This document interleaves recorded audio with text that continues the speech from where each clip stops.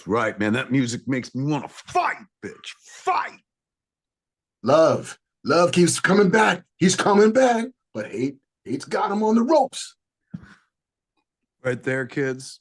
That is a double reference. I ain't just do the right thing. That's also what Night of the Hunter, right? He's the one that had those. That's what you get when you come to Fat Man Beyond. You get double references. Welcome to Fat Man Beyond. I'm Kevin Smith. I am Marc Bernardin. Hey! Oh. Kids, so much to talk about. In fact, we were talking about before the show even began, backstage. We were talking about the season finale of Paradise. Everybody watching Paradise over on Hulu? We've only been fucking crowing about it for a minute. And we crowed about it last season. We crowed about it this season. We'll crow about it next season. They got a season Probably 3. They got one more season. They got renewed, and they're like, we're just doing the third season. It's that. So they finished up this week. And can we talk about it? Are we allowed to? Spoiler. Yeah. Spoiler it up. Spoilers. Here, I won't get into specifics and shit, but you know, the show is already high concept, to say the least. Yes. In order to save 20,000 fucking people, Americans or whatever the fuck. Yeah. In order to save humanity, we're building a bunker. They built a big ass bunker in a mountain, Colorado, if I remember correctly. And turned it into a fucking city underground where they have a fake sky and a fake sun, and everyone just going about their business, uninterrupted, as if life did not face some sort of cataclysm up top. What was it ultimately? It was the caldera, like an underground volcano, basically erupted in Australia, which that happened in season 1. That's the apocalypse that they're worried about. Why is don't they do like an EMP thing at one point? Like he turned a fucking trigger and that knocked out. He does that because they're all concerned that people will start firing nukes to protect their own resources, which I believe they did, if I remember correctly. Like at a certain point, like they saw. I think nukes might have been in the air, but then he burns the EMP, which renders them all inert. But it also kills the power while some fucking winter is coming, right? Or basically, yeah, it's what would be called nuclear winter if it was a nuke, but it's the same thing that killed the dinosaurs. It's like basically a giant impact crater that fills the sky with ash so that nothing can grow for years and years and years. And they assume that everybody is dead on the surface. Spoiler, at the end of season 1, they're like, nah, there's still life out there. By the way, your wife is still alive, Xavier Collins. You go get her. And he does just that. That's what season 2 is about. And spoilers, he gets her. I mean, how could they not? They couldn't not give you that. But it also season 2 afforded us like one of the most fucking beautiful 10 minutes of television I've ever watched in my entire life.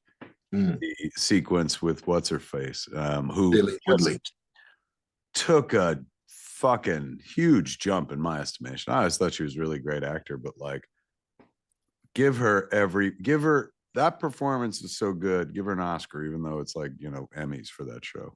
Yeah, that is very much I'm gonna get myself a best guest actress. Oh, she's fucking wonderful. So yeah, but this whole show ends, and without spoiling it, they did a fucking right turn, Clyde, in the last 10 minutes of this season's final episode that makes you go, wait, what? I mean, I do appreciate it that this show, every season ending is next season, mostly new show. Yeah. Completely different thing. They get to recreate it, essentially. Yeah. Like season 1 is, oh shit, we're all living underground. That sucks. We're the only ones left. And oh my God, they shot the president. And then it's like, oh yeah, by the way, we're not alone. Now let's have a conversation that has nothing to do with Paradise, Mark. Shoot. But has everything to do with AI. Yes. And I'm not like talking about like, you know, fucking AI must be stopped. This is not a political conversation. This is more help me out because, you know, I'm stupid. Mm. I know, you know, fucking Sam Altman and all these fucking AI acolytes are like, it'll figure everything out and you'll never have to work. And so we'll all be sitting around like in Wally's, floating on chairs and drinking cupcakes out of straws and shit like that. Mm-hmm. Is it believed that, and I know the idea behind AI is just it's a computer, but super fucking smart and Right. can calculate, you know, fucking way faster than human thought and learn faster than we ever could and blah, blah, blah. Has anyone ever been like, you know what else AI is going to be able to do? It's going to share it up, bitch. Because if I can turn back time, if I can find AI. So is AI supposed to be able to like one day make us time travel or make time travel possible? And if it is it just because like, oh, because the computer's so fucking smart, he can figure out time travel. Like the way Tony Stark was like, I think I figured out time travel. So is that, did I miss something? Was that always in I the think car? anybody's currently asking it to do that, you know, but I think that there is the idea that at some point, if AI becomes self-aware, it will begin asking itself questions that we don't prompt it. It will begin solving problems that it discovers that we haven't asked it to identify, which is basically the like, oh, it's gonna be Skynet. Evan Fowler in chat says it's a quantum computer, not just AI. That's why it can mess with time. All right. What is that? That is also, I mean, theoretical at best at this point. I don't think we have quantum computing. They don't exist for reals. I don't think so, but It's it just so will. weird to me because, you know, I'll buy time travel when, you know, the Avengers are going to go back to stop fucking Thanos. There are some shows, and I'm not talking about any shows in particular, just off the top of my head, Hmm. where AI, not AI, time travel would seem like the what the fuck? Where'd that come from? That's the last thing I was expecting. Yeah. But a quantum computer will be able to figure out time travel. Is that? I mean, if we can figure out a quantum computer, it again is the like, nobody has figured out what the prompt is to make a computer solve that problem. And then even if they can solve that problem, it's all right, now, so how do we build the thing that makes that possible? It's all theoretical until you can make it, you know. Oh wait, somebody is like, hey, we have quantum computing, it's just not really useful yet, says Bob Perlitz. There are a lot of them, according to von Gorfter. I'm more scared than I was before. What's this? What the fuck? Good news, Jim said, Kevin, making the plot of Terminator, but really mankind on a long enough time scale, mankind will make time travel, which means people are here from the future now.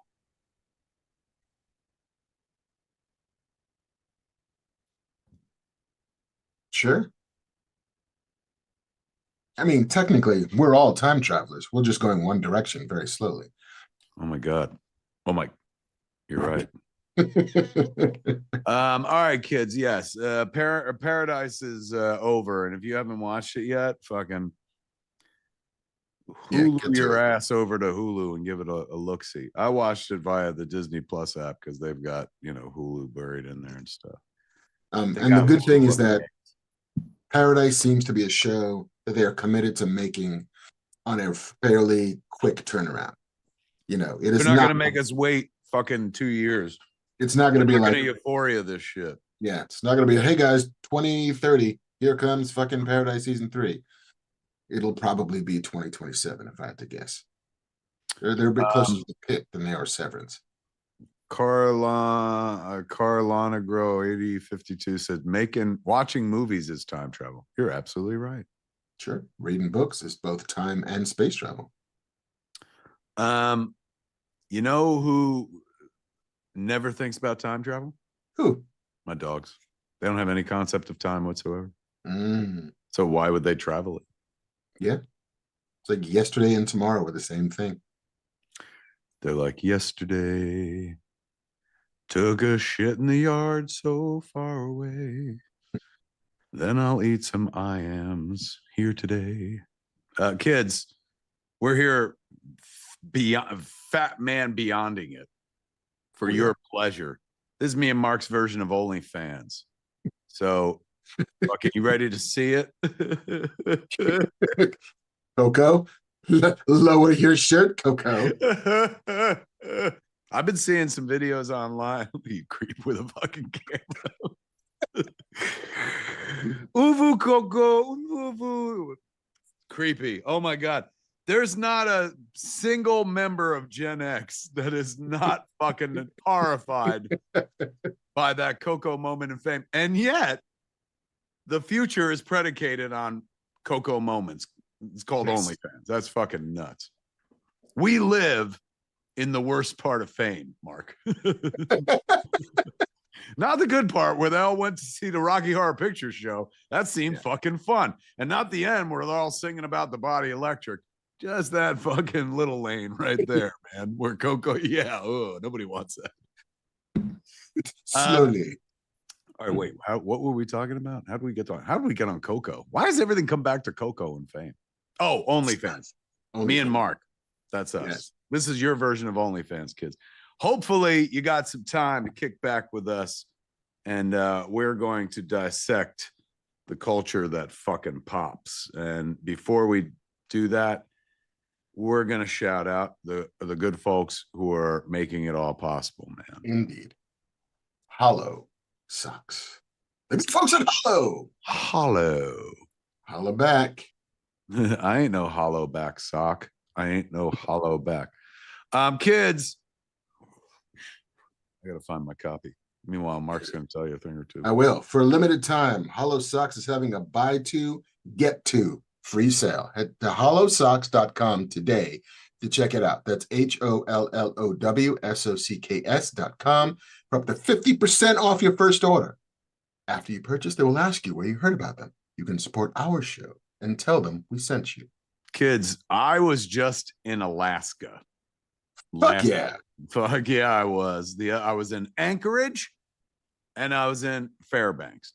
And before I left, every motherfucker I ever met and didn't know warned me that I should bring every single piece of clothing I ever owned because I was going to freeze my tuchus off. Well, I'm happy to report that unlike New Jersey, where when it's 30 degrees, you feel fucking frigid because there's that, water in the air, the moisture in the air, the humidity chills you right to the fucking bone and stuff. It wasn't fucking cold up there. It was it's like a dry cold. I don't know what else to call it. But so I didn't need every piece of clothing I had. However, just in time for my trip, in a world where everyone was like, bring as much clothing as you can. What do you think I had on me? You had some socks. Oh, I had not some socks. I had hollow socks. Hello. I may be hollow inside, but I like my socks just like my soul hollow. I love the feel of that alpaca fur, man. It just makes me feel like dancing. Yeah. You make me feel like dancing. Ultra soft baby alpaca fiber, man, all over my tootsies while I was in Alaska. I never got cold, man. At one point, a little snow got in my sneaker, and you'd imagine I'd be like, oh, the whole trip's ruined. But it wasn't because I had hollow socks on me. Thermo-regulating, kids. Warm when it's cold outside, breathable when it warms up. Moisture managing, man. Your feet stay dry instead of stewing in sweat, which is terrible. Durable, no-itch knit. That was my nickname in high school as well. Built for daily wear and real boots, not just desk socks. I wore them in Hokas. Let me tell you, they were comfy. Yeah, odorless. Alpaca fibers make bacterial growth difficult, to say the least, reducing the root cause of most foot odor. You got your socks on? I got my socks on. I got my socks around my neck like I'm a little fucking warm koozie. Look at that, man. Look at that. I should maybe not say that so sexy like koozie. Save that for the OnlyFans. That is koozie. Kids, look, you like Fat Man Beyond? You like warm feet? You like socks? This is all of this. Venn diagram. It's a big Venn diagram for your comfort, your joy, because it's a joy to slide hollow socks over your foot, kids, or hands. They're good for sock puppets as well. Or if you're a fucking chili pepper, put it on your dick. That's right. You could do that as well. Kids, for a limited time, Hollow Socks is having a buy two, get two free sale. Head to hollowsocks.com today. HOLLOWSOCKS.com today to check it out, man. That's hollowsocks.com for up to 50% off your order. After you purchase, they're going to ask you where you heard about them. You could support our show and tell them we sent you. No codes. Just be like, hey, man, Kevin and Mark told me they sent me here to get socks. Socks and violence. I ain't no hollow sock, man. I ain't no hollow sock. We thank the good folks at Hollow Socks for sponsoring this here episode of Fat Man Beyond. Hollowsocks.com, kids. Do it. Live it. I'm going to share something with you, Mark, that was quite magical to me. So, as you see this artwork right here, is Rocky and Bullwinkle artwork, yes, and these are like Sears cell prints, but these pieces here are original pieces done by an artist who worked on Rocky and Bullwinkle, one of my favorite artists on the planet, named Sam Clayburger, who would have been 100 years old today. No shit. He would have been. But he was amongst many things, he was also the colorist on Rocky and His Friends from 1959 forward. So he was always, doing the background colors, the painting of the cells, the background imagery and whatnot. And, did it for not just all of the Jay Ward stuff, but other cartoons as well, Hanna-Barbera and stuff like that. These are his color samples that he worked from his entire life. They come on something like this.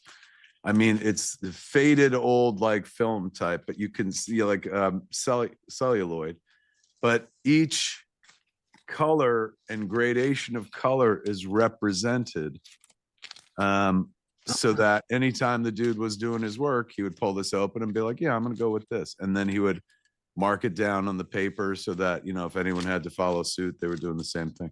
So, how like when you think about what it is you do for a living, you probably had a series of laptops and instruments that you wrote on, if I'm correct, right? Mm-hmm. This was my man's whole world. His whole job predicated on all these colors. This was his magic fucking wand. And I got this, a friend of mine was selling a bunch of Sam Clayburger stuff, circa, Rocky and Bullwinkle and Dudley Do Right and many, many others, George of the Jungle.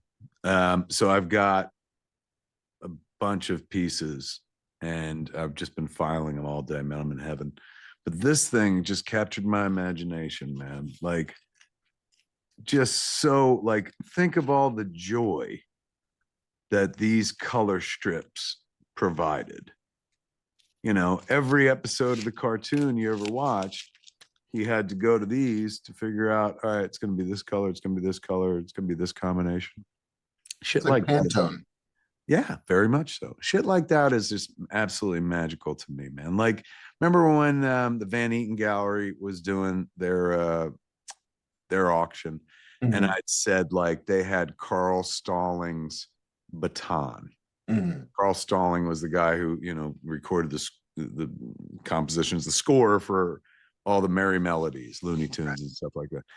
the amount of joy created by that fucking stick, like immeasurable. The amount of joy created by Sam Clayburger's color strips, like immeasurable. So I don't know how I'm gonna, like, I'm thinking about having it framed, flattening them all out, and just because it really represents the man's life work. And you know, like so many people who like an artist who has passed on and will never meet that artist or whatnot, but could still appreciate their work. I'm within like spitting distance, so to speak. Like he was alive in my lifetime, and you know, worked on something that obviously means kind of a lot to me. So just a real magical little totem. So you know, some kids out there are just like, oh, I got props from your movies. Sometimes we let those get out, and we let them get out for that very reason, because there's something like wonderful about owning a piece of that thing that means so much to you. And that was for me, and I worked damn hard to get it. Like I had a layaway plan, Mark. I had to put aside money every week until I had. That's why you went to Alaska. Just give me some of that fucking color strip money. Part of the reason, man. I was just like, you know how much Pantone costs, for heaven's sakes. But really cool. And I mean, that's in addition. That's just like, you know, like so special. But all the artwork, like this man could draw the fuck out of Rocky and Bullwinkle. And Sam Marita, who was an animator as well, brilliant animator, did a lot of breakdowns on the storyboards, and also worked on the pilot for Rocky and his friends. In the collection, I have an original like Sam Marita bird, which is just, this is yeah, I have a, like, it's very rare that I have a hobby, and this is definitely it. And like I went and got some portfolio books so I could put the artwork in the pages and stuff. Some of this stuff goes back to the like 1958. So what is that? 1970 something years, almost 80. I'm not good at math. Me neither. Well, it's old. Words. I just do the words. But yes, so I've been doing that all day, and that's what I'll be doing when this show's over. And I'm like, good night, kids. I'll be just sitting there looking at all the collecting paper. Is, you know, people collect all sorts of things, right? Fucking tin cans, comic books, fucking sculptures, fucking action figures. Collecting paper, man, is like, you know what I'm saying? Like it's flat, so it's easy to store. But it's also like a question of like, well, what do I get framed, and what stays in the book and stuff like that. How much wall space you got? None. I can tell. None whatsoever. You got to treat it like a gallery. Then you got to rotate shit in and out. Like, all right, this is the summer collection. This is the winter collection. Oh my God, could you imagine if I had that much free time? You walk in this office, you would think that I created Rocky and Bullwinkle. Like, oh my God, look how proud he is of his work. Who knows why we pick the things we pick? You know what I'm saying? We don't. They pick us. I guess so. I guess you're right. Remember Clive Bruckman's Final Repose from X-Files, when Peter Boyle's walking around the room and he's going, you know, what draws people to the things they love? And he's like this lady, what was it? One day she just woke up and was like, I know, dolls, because she had like a room full of fucking dolls. But she's right. We don't pick them. They pick us, man. Which is a beautiful thing. Okay. What shall we talk about? Well, we got some trailers. You know, Orange 2591 asked a good question. Do you collect anything, Mark? You know, actively not so much. You know, like I was a comics kid for a long fucking time. Right.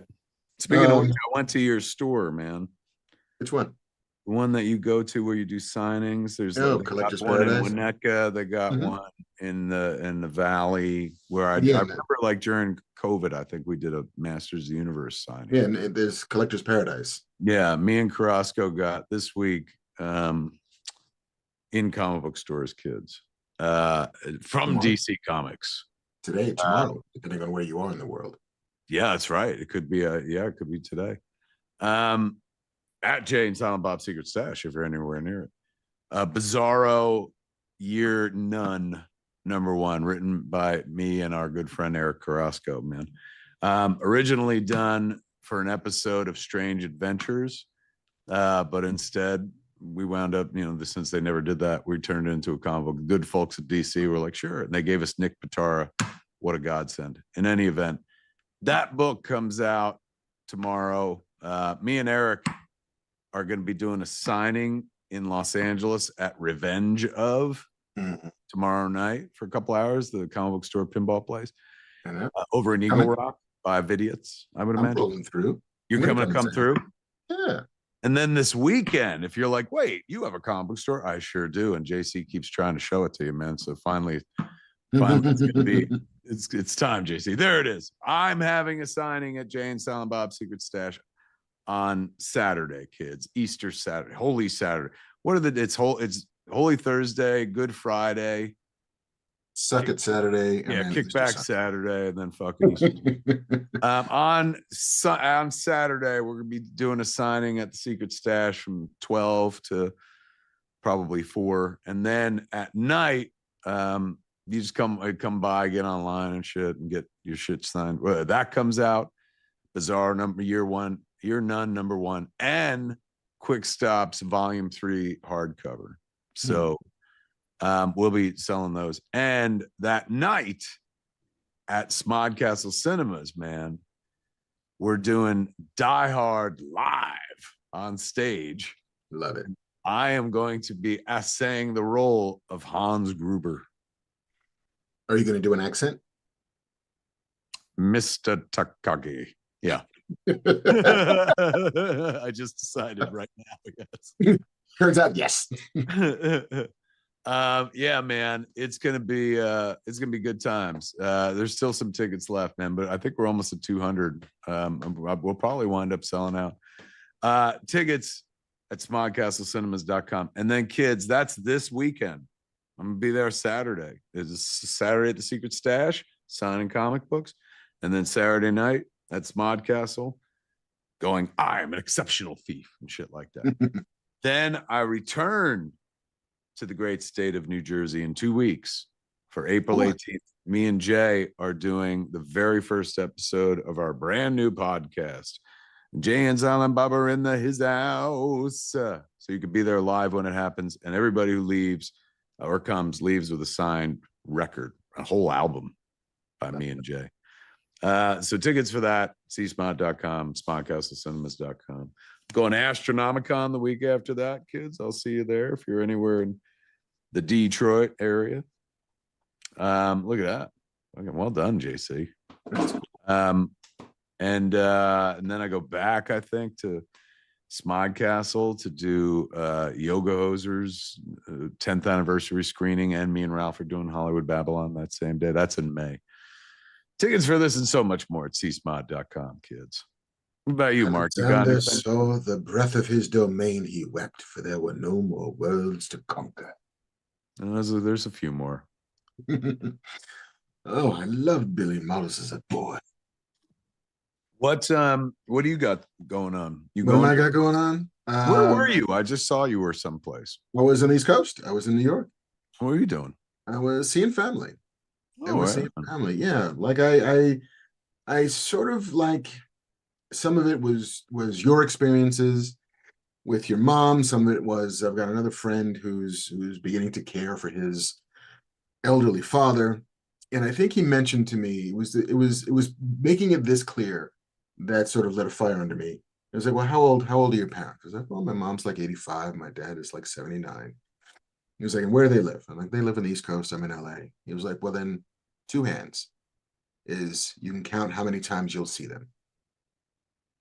He's like, make it faster. It can't be once a year. It can't be twice a year.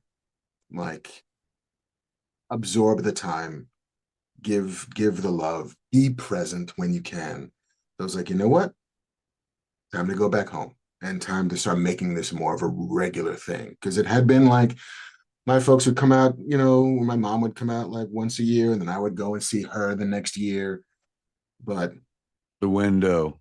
The You window always got to be closes. aware of that fucking window, man. And I will say this, like it's an excellent choice that you're making. Um, Having lost my sainted mother back in December, the one thing that helps me, not lose it is knowing how much time I put into our relationship, considering we were on other sides of the country. Like I looked back, after she passed, I was looking through pictures and like whenever I was there, I would take a picture with her and I, and just save it. And it's crazy, like how far back it went. I was doing that for more than a solid 10 years of going out and spending as much time with her as I could with her. If I had booked gigs in that area of the world, and then fucking it, or if I was doing a show in Jersey, just flying down there.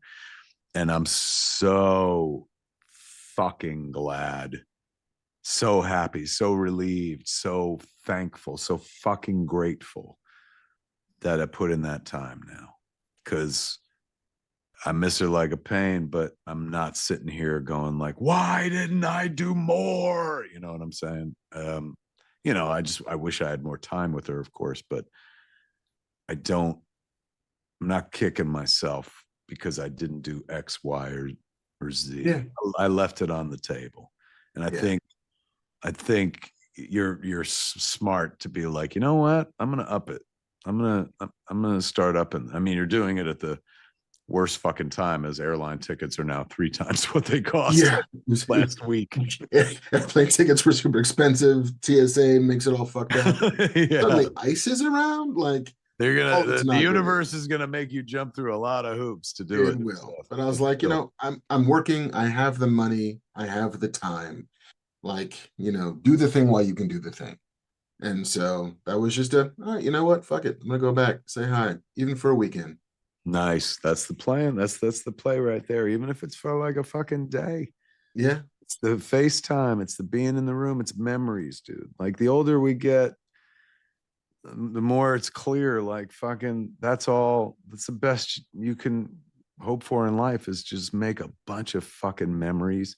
Hopefully, really wonderful memories. Unfortunately, fucking human beings being what we are, some of your memories are gonna not, fucking feel great or send you into, spasms of joy. But if you try, and if you make it important, and you kind of go out of your way, you live a life where you make a bunch of memories. And then the older you get, that's what you have. Like, Yeah. and you think, you go like, what? That's all you have? And it's like, it's shocking that that's all you need. Yeah. When And we're young, we need so many. We want this. We have to do this. We're always on our way, rushing someplace. But like, the older one gets and the less time's in front of you. And I don't mean to be morbid, but like, I'm fucking 55. So I'm not going to live another 55 fucking years.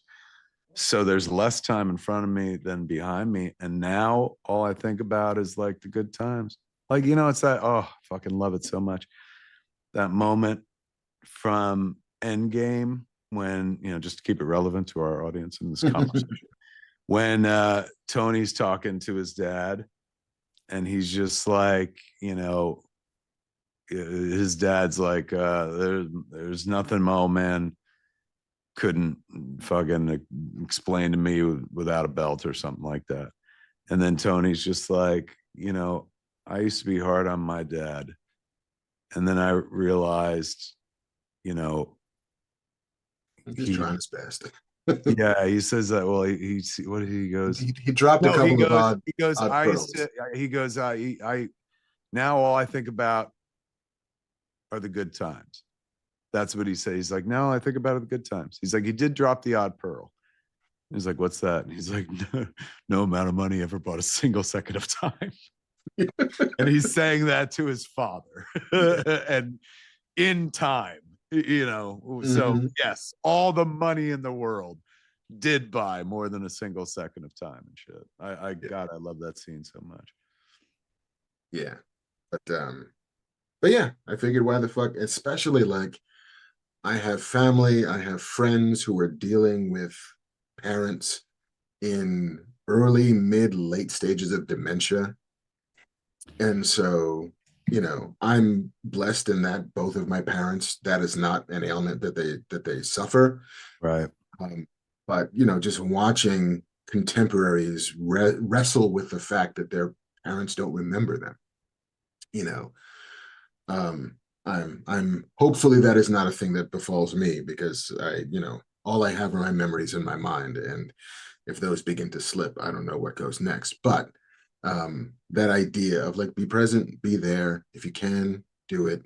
If you can't, do it. So that's where I was. And Nice.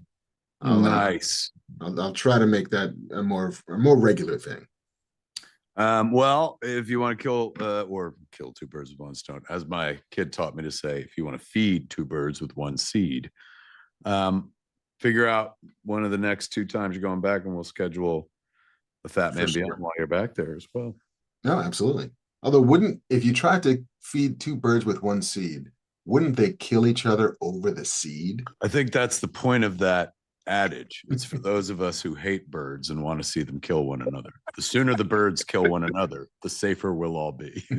Let them fight. If we could just turn them against one another. And then one day the birds are like, it's not us, it's the billionaires. They figure it out.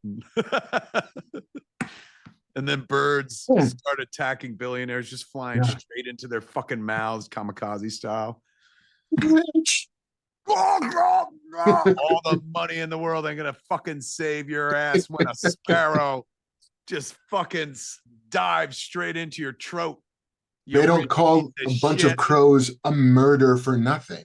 Yes, bitch, a murder of crows in your throat. And then the birds get all clever about it. They're like, why are we going through the throat? Let's go through the ass. And then they start fucking flying up the billionaires' asses. And every billionaire starts wearing a chastity belt because they're worried about some fucking crow, or worse, a raven, which apparently is bigger than a crow, going straight up his ass and whatnot, coming out his mouth. Oh, could you imagine? It's the bird voice that gets me. Oh. I'm too rich to die, you rotten bird. Oh, there's no such thing. Money is an illusory concept. Oh. He blasts through his ass and his throat. What up, Banff man? I live about as much in the wilderness and still being in Los Angeles as possible. And there are thousands of crows in my neighborhood that migrate in the morning when the sun comes up and head out of the neighborhood in the evening.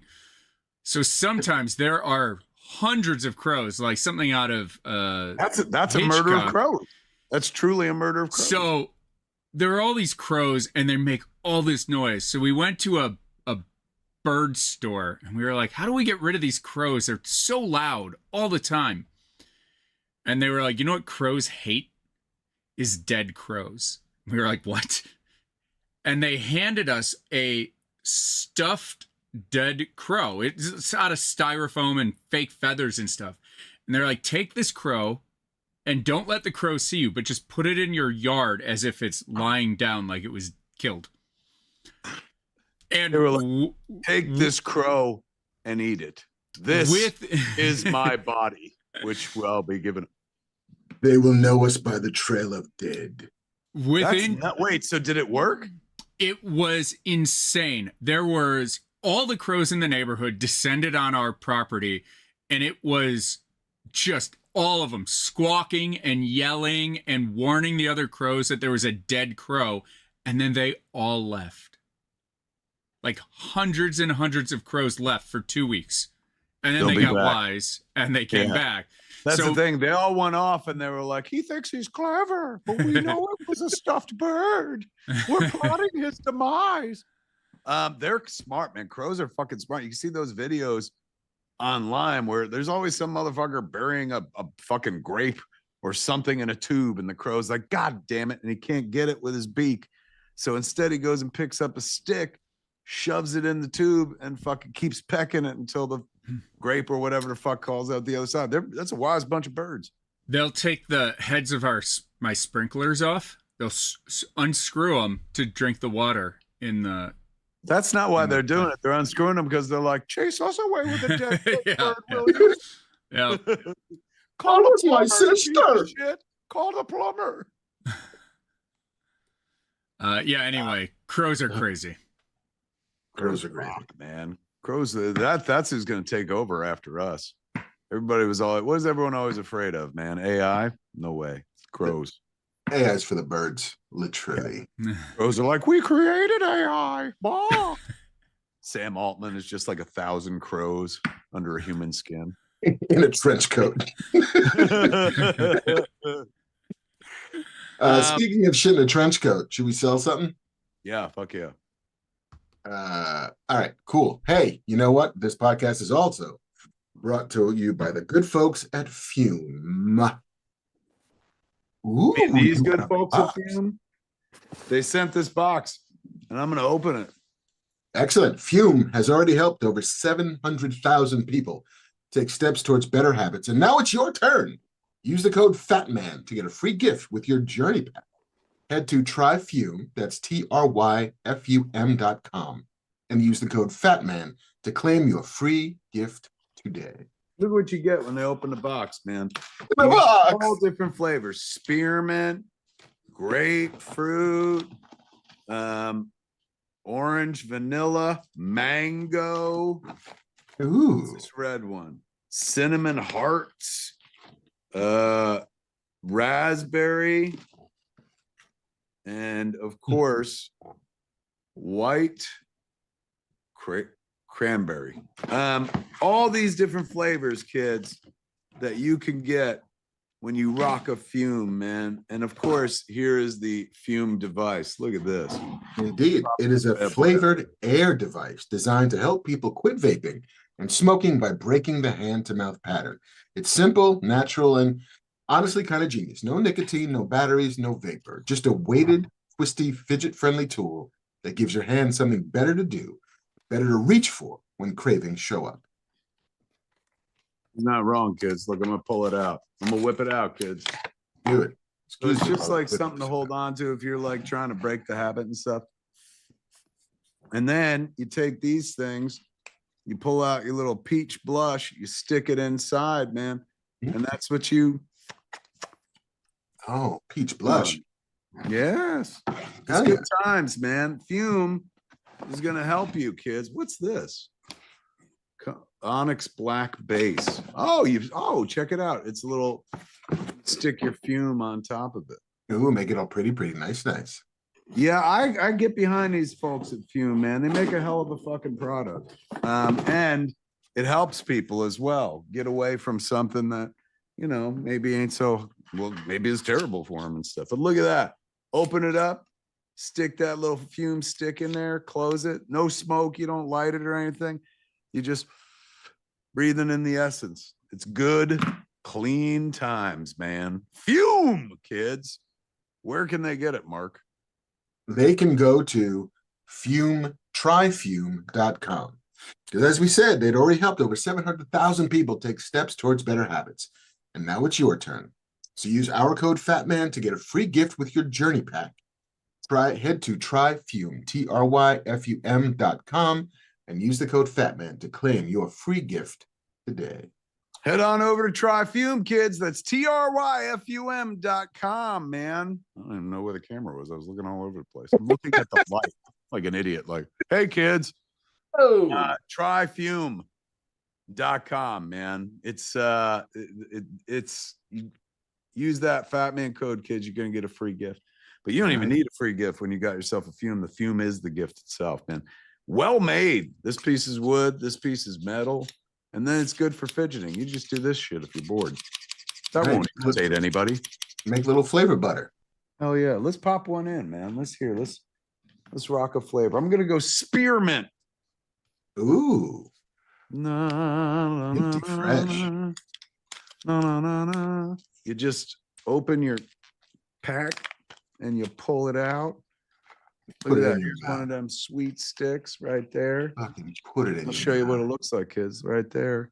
Ooh, Then you open up your Fume, you stick it in there, put it in there, close this bad boy up, Mm-hmm.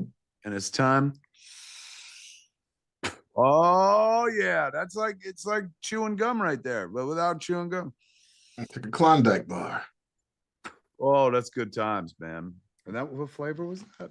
That's Spearmint. spearmint. Ooh, I like it. Hitting. I'm gonna be doing this for the rest of the show. It's a dry hit.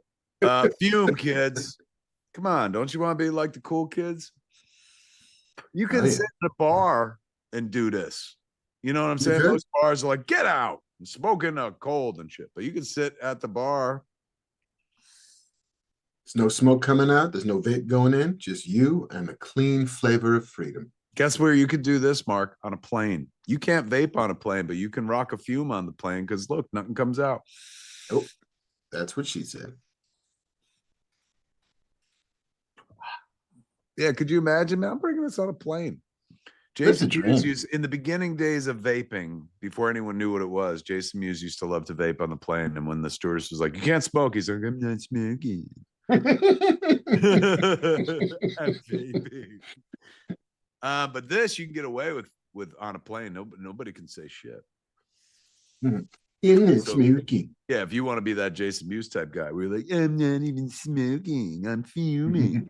Try fume.com. All right. Oh, yeah. What we got to talk about? Have you seen Project Hail Mary? My box opening knife. Jesus, fucking batarang. I know this came out of my bat signal, Mark. My bat insignia on my chest. Did you see the Hail Mary? Project Hail Mary? Yes. Not the prayer. No. The 'Cause I've project. seen that in action. You know, I'm a longtime Catholic one. I have seen Project Hail Mary. Saw the fuck out of it. Saw all 8.5 hours of it. That was a long A lot of movie. A lot of movie, but beautiful. Absolutely fucking beautiful. I like The Martian. I guess I like that guy, Andrew Weir. Is that his name? Yeah. I mean, I've never read his book, but I've seen 2 movies based on his books, and both of them were compelling as fuck. Smart sci-fi. Like, Yeah. you know, it's competence porn in as much as you're like, look at smart people figuring shit out, or smart rocks. Yeah. I mean, it's either you like Andy Weir or you very much like the way Drew Goddard adapts Andy Weir. Because Drew Goddard wrote both The Martian and Project Hail Mary. He did. That was also the Daredevil boy as well, back in the day. Season 1. As well as Mr. High Potential. Guy Yeah. works like fucking crazy, man. And The Good Place. And he co-wrote Cabin in the Woods. He did The Good Place with what? With Michael Schur? Yeah. Is that right? That's right. That guy Busy must man. be rich. He must be fucking rich. He must do all right. I'm gonna hit him up and ask him if he wants to invest in a motion picture. Yeah, please. And then mine too. Joram Hicks 7436 in chat said, what happened to Hollywood Babylon? Well, you could come see it at Smodcastle Cinemas, kids, this May. We're having a Yoga Hosers 10th anniversary screening with Harley and Ralph and me, and then right afterwards we'll be doing Hollywood Babylon tickets at csmod.com. Banff, man, did you show up and then dip out again? Fucking Banff. French exit and shit? What up? I was just gonna say, if rich people are giving away money, I got a good project to give money to. Speaking of which, man, do you have a video you can throw up on screen so I can hit this fume? Let's see. Here, I can. Let me hide you. Yeah. I love that this is a podcast full of people who want money. There we from go. rich There we go. Yeah. Hey, everybody. Oh my God, I'm not on the show anymore. Oh, this is freaking me out. This is what it would be like if I was dead. This is like that moment from fucking Christmas Carol where Scrooge sees what life would be like without him. Oh, Fezziwig, please. So, Ghost Fetch Kev. me a fine fat goose.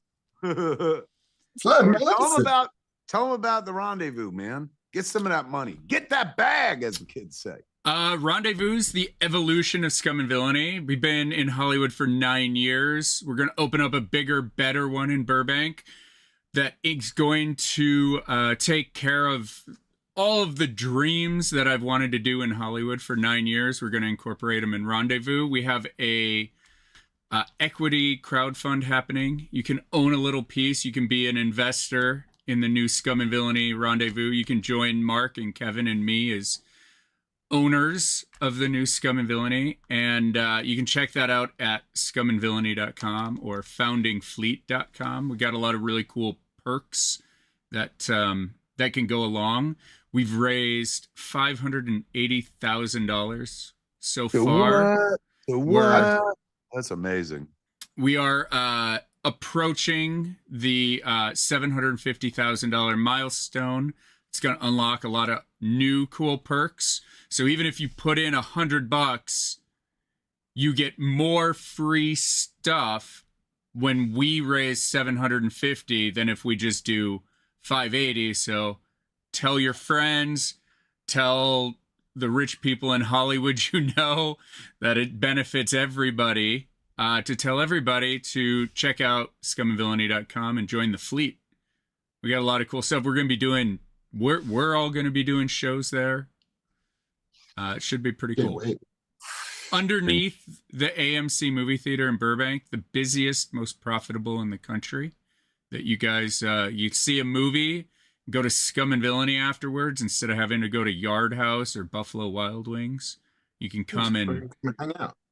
Yeah, come and hang out with nerds. Watch Project Hail Mary or Masters of the Universe. I mean, we won't be open for those movies, but Doomsday, Avengers Doomsday. Do you want to watch Doomsday, then hang out with other nerds and talk about it like we do on the show? I know. I'll be there all the time. I'm never going to leave. Yeah. Yeah, it's going to be cool. I'll be there too. I'm the host of Kev. Kevin will also be a disembodied voice in Rendezvous all the time. We're just going to put a microphone. To the rendezvous. Yeah. I'm going to be like the guy in the Haunted Mansion. I am your host. Ghost host, that is. Wash your hands. Yeah, I'll be in the bathroom especially. Just have a microphone in your office with a little camera. So when somebody walks in, you can be like, hey, man, it's Kevin Smith. You want Hey, kids, it's me, Kevin hi? Smith. No. I'm all for that. I mean, look, let's be honest. Bring me back, motherfucker. Put me on the show again. There you go. When Rendezvous happens, I am going to request not an animatronic. I'm not unreasonable, but a dummy Kev that I can record a bunch of things and, you know, have it when people walk in, I'll just be standing there and be like, snooch to the nooch. Like, that's not even saying. Just do other people's fucking catchphrases. Yeah. I'm like, sit on it. Hey. Like, what? Never rub another man's rhubarb. Have you ever danced with the devil in the pale moonlight? Silent Bob didn't say that. I'm your Huckleberry. Rendezvous, kids. Scum and Villainy Rendezvous. Have you put in money yet? Come join. Foundingfleet.com, scumandvillainy.com. Be a part of something real. There it is. Real good. Real great. It's gonna be amazing. Oh, yeah. Yep. I dug Project Hail Mary. Although I was telling JC before the show started that, like, while I was watching it, I was in love with it. Like, the filmmaking is astonishing. You know, Project Hail Mary. Yeah, Project Hail Mary. And those boys know how to tell a story, man. Those, Lord and they Miller, didn't like write it, oddly enough, even though, like, when I think of them as writers. But Drew Goddard wrote it and they directed the fuck out of it. Yeah, and like fucking Ryan Gosling is never more charming than when he's exasperated by everything around him. Yeah. And I absolutely adore him. And that movie reminded me, not the movie, but he reminded me of Tom Hanks in Castaway. Because that was a movie where you better fucking love Tom Hanks because you're going to get a lot of him and he ain't talking to other people. Yep. So as long as he's a charm factory, the movie works. And the same with Gosling in this movie. It's like, this guy has to be one of the most charming motherfuckers on the planet because you're going to spend over 2 hours with him, mostly alone until he meets his rock buddy. Yeah. But it's funny, like, I love The Martian. The Martian is a movie that I can watch whenever I fucking encounter it. Is that right? I've never seen it, but the first time. That's it. Which I Yeah. loved it, but I've never rewatched it again. Yeah, but like the I don't like simplicity. piss potatoes. There, I said it. No, I mean, I've listen, just never had a chance to watch it again. the simplicity of The Martian is, can this guy get home? And here's the litany of problems in front of him, between him and getting home. This movie is like, okay, well, the sun is dying, and so we've gotta go someplace else and harvest a thing to maybe make the sun not die. And then I met a friend who also has to do the same thing, and then together we're gonna, like, it's not quite as Linear. elemental, linear. Yeah. It's there's a lot going on. There's a lot going on. So like while I was watching the movie, loved it. When I walked away from the movie, I was like, I kind of don't really remember that much of it. I remember how I felt, but putting a finger on the like, what was happening? Huh. So like I think it is not in any way a commentary on its quality. Just they are two different movies. And I think the version of it that I liked more was The Martian. But I mean, listen, make more Andy Weir shit. I like that dude. Tiger Stripes is 3752 says, not true, Kev. At least half of Project Hail Mary was a flashback, which worked amazingly well as a device.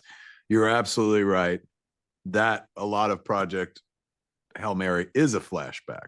They keep cutting back once again. Ryan Gosling all over the fucking flashbacks. So I agree. He's not as alone in the movie as Tom Hanks was in Castaway. But I still stand by the fact that, like, that's a lot of gauze by himself. Yes, there were scenes in the past with the German lady and the other people, but mostly that's a dude muttering to himself. And it hangs on him a lot. It does. And like, you gotta fucking not just be rooting for this guy, but like, you gotta be like, you know what? I can watch him. I'll watch him fucking do anything. Like, and he is that guy for me, man. Like, he's so charming. He's got that Tom Hanks like fucking like, ooh, I'll just watch this dude fucking not talk to people or talk to himself. Yeah. But it is funny though, because I was talking to a friend about why I like this movie more than I liked Fall Guy, which I liked fine. But there was something about like, he's competent in both. Like, he's a good stuntman, he's a good fucking science guy. But he was in control more in Fall Guy. Like, I like him when he's on the edge of mania. Like, The Nice Guys is my favorite Ryan Gosling performance because he is always on the verge of chaos. And when he's like, a Ryan Gosling exasperated scream is one of my favorite noises. Yeah. And I kind of love that, I just love that vibe for him. And this was a very good Ryan Gosling performance. Curious about the, Star Wars Starfighter thing. Curious about if he's ever going to be Johnny Blaze. Who knows? Why? Why? Somebody else said that in chat. What'd you hear? It is a rumor that seems to be traveling that Marvel has their eye on him, or he has his eye on Marvel about playing Ghost Rider. And like, why the fuck not? Rocky in that movie was both practical and CG, but a lot of practical I saw. Yeah, I think they went heavy practical in this movie, and it's flat like, out puppet. Power to them. Like, they built most of that spaceship. Like, all those interiors exist for reals. And like, that's great. Like, build shit, make shit. Like, nothing quite sells real like real. Yeah, man. It was totally watchable, beautiful little movie. That made me warm while I was watching. I'll be honest with you. There's a moment where I was like, you pieces of shit. Don't you fucking dare. If you do this, I will fucking burn down. Who made that? MGM. I'll burn that lion. We'll torch that fucking lion. Oh, I was ready to riot, but they didn't do it. They came close, but they didn't do it. They came damn close. And I was like, you fucking listen here, Lord and Miller. Because they committed to the bit. Break in my heart. It reminded me a bit of that in The Abyss when Mary Elizabeth Mastrantonio You know, it's like, okay, I'm gonna drown and you're gonna bring me back, bud. You can do it. You're a better swimmer than I am. And like they kind of make you believe that they're gonna kill that lady in that movie. And it's just like it's the committing to that bit. And there's something like that in Project Hail Mary, and you're like, they're not gonna do that. They're not gonna do that. Are they gonna do that? Lindsay, God damn it. You never backed away from a fight in your life. Now fight. Fight. Oh God, that's such a good fucking Great scene. great movie, and that's a great fucking scene. Yeah. You know what else I saw? I saw this movie called They Will Kill You, starring Zazie Bates. How was it? I saw a poster for it. It's super fun, man. It's like 90 minutes of exploitation, good times. You know, the premise is super simple. This young woman gets a job as a maid in this crazy fucking building in the middle of Manhattan that seems to be a satanic worship house. I saw the trailer for that. Yeah. So where did you see it? The theater or home? Yeah, in the theater. So it's out right now. Yeah, it came out like last week. It's probably in theaters for one more week. But like it 100% delivers on the promise, which is bloody as fuck, kind of smart, very gory. Yes, humongous. It is the one with Malfoy. Yeah, Tom Felton is in it. Heather Graham is in it. Patricia Arquette and Zazie Bates and Patterson Joseph. Really strong cast, really fun premise. And it's just, I mean, you laugh. You laugh, you never cry. A couple of jump scares, but not too bad. But yeah, holy shit. It's a good time. Highly recommended. Would he be playing Johnny Blaze, you think, Gosling, or would he be playing Robbie Reyes?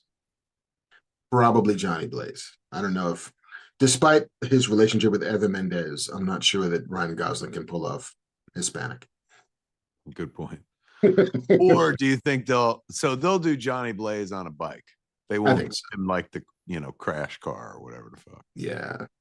Yeah. Because Ryan Gosling has a thing with cars, right? There's a whole ass movie where he just drives around. One of the, what is it? It's the last movie that was ever shot with the old lights before they replaced all the lights with LEDs. Really? Yeah, I watched the thing on the internet. I mean, fucking take it for what it is. I'm not saying this is fucking fact or whatever, but it seemed plausible. So at a certain point, they got rid of all our outdoor lighting and changed them with more economical LEDs. They're not, cheaper. Fucking, they'll last longer and shit like that. But what we know as reality as presented in the movies. Mm-hmm. Was based on that lighting. And now outdoor lights just don't even fucking look like that anymore. That's crazy. And so the movies kind of look washed out. It's nuts, man. Yeah. I mean, it does remind me when I saw Collateral. Collateral was the first time I saw Collateral was I think that also was one of the last movies that they shot with those lights, or was it the first movie they shot under LEDs? I mean, it's hard to tell because they shot that movie on video. Yeah. Everything looks different because just the color texture is completely skewed because it's video. But yeah, I had a good time. I had a good time with what the fuck are we talking about? We mentioned LA. Whatever. Fucking Johnny Blaze. With we were talking about Project Drive. So yes. Should we hit some trailers real quick? Yeah, or shall we talk about Daredevil Born Again? Did you watch episode 1 yet? I watched episode 1. I haven't seen 2 and 3, which I think just popped up. Did they just put them up today? I think so, yeah. I dug it. I mean, like it's one of those, if you're a Daredevil fan, if you liked Born Again, more of the same. Like Born Again, not the comics, but the one they did last season. Indeed. So yeah, the season 2, episode 1, fucking black suit, great. Here for Charlie Cox always as Daredevil. Here for Deborah Ann Woll as Karen Page. That's great. D'Onofrio continues to D'Onofrio all fucking over it. Do you remember if him and Karen were a thing in the old show? Did they ever? I thought like she hooked up with Frank Castle. Did she Um, hook up with Matt in the I show? don't. I think there was like A it was kiss the or love something? that shall never be consummated. Like you So could tell. then, when they spoilers in episode 1 of this current season, when they kiss Matt and Karen, and they kiss as if they've been kissing for quite some time now. Yeah. Like, did I miss something, or is that new? I think it's new, although I seem to remember like maybe season 2 of the Netflix thing that they were a couple for a little bit. Were they? Did they ever let them be a couple? I think they did, and then it went bad, of course, because Harsh Language Podcast says she trauma bonded with Frank. Special relationship, just friends, though. mm, So wait, so did they or did they not? there was a situationship in season 2, according to former form. I thought that was what I remembered too.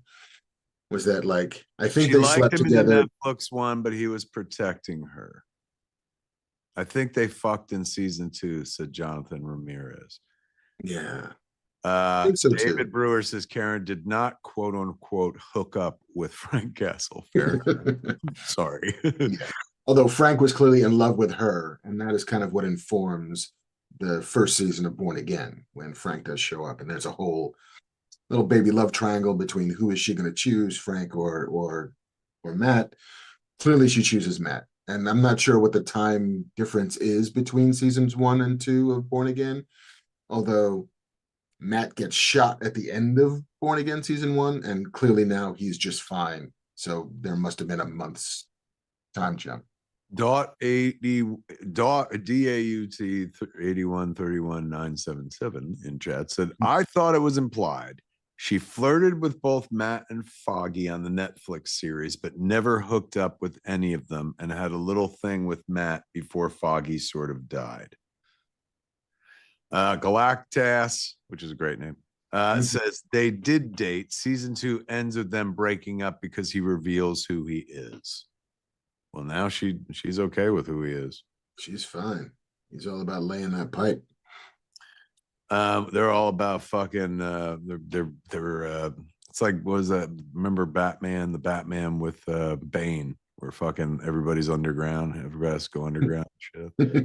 So now these two are like, he's true vigilante because the anti-vigilante squad. Did you see how the anti-vigilante task force? Yeah. Have the Punisher skull? Yeah.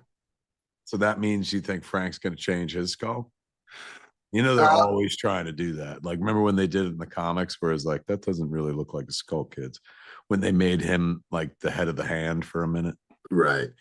Yeah, I mean, last season was basically Frank just telling them they were all pussies for weights. Like, you don't own the skull. You don't know what it means, you sons of bitches. You're not worthy of the skull. That was in what, Daredevil last season, Born Again? No, that was Born Again. Yeah, the very end of it when they kidnap him. They're doing a Punisher movie, right? Like a one shot or something. Yeah, One Last Kill, I think it is. That is out just before the next Spidey movie. Ray Guns Media says, I remember that walk of shame on She-Hulk. Yeah, man, it was just crazy that like he's come a long way. There was a moment where Charlie Cox is like, I guess it's all done. Fucking like slowly, man, bit by bit. And there's something popped about up in Spider-Man, then popped up in She-Hulk, and then came back with his own damn show, which, a lot of people have been like, ew, fucking Daredevil on Disney, man, is soft. But everyone forgets that Disney produced the one that was on Netflix as well. Netflix just paid a license for it. It's not like Netflix made it. So that was still a Marvel television show, which was Disney. Yeah. And like, there are still people getting fucking domed in this show without cutting away from it. It's like we are not playing safe because it's Disney. Poisonous Plants 15 says Frank as the head of the hand was so dumb.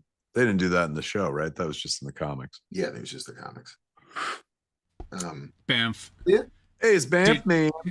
Did you guys see Vincent D'Onofrio telling Sony and Marvel to get their shit together so he could fight Spider-Man? He Really? yeah, he was like, what was the quote was, he stated that his appearance in a Spider-Man film is currently hindered by complex character rights issues between Marvel and Sony. And he expressed a desire to fight Spider-Man, but noted it can only happen if the studios get their shit together. He called them both out. I mean, we're getting fucking close. Like in a world where, you know, in that trailer you see fucking Punisher and Spidey interacting. Like, Yeah, he's not wrong. you know, Why Kingpin is the weird child caught in the divorce is odd, but it's like, yeah, fucking just close your eyes and think of England and let Kingpin go punch a teenager in the face. Poisonous Plants 15 says, I think Jeff Loeb was the head of Marvel shows for the OG Daredevil show, and now Feige is in control of Born Again. You're not wrong. Jeff Loeb was in charge of a lot of those Marvel shows on Netflix back in the day. He was the kind of grand poobah.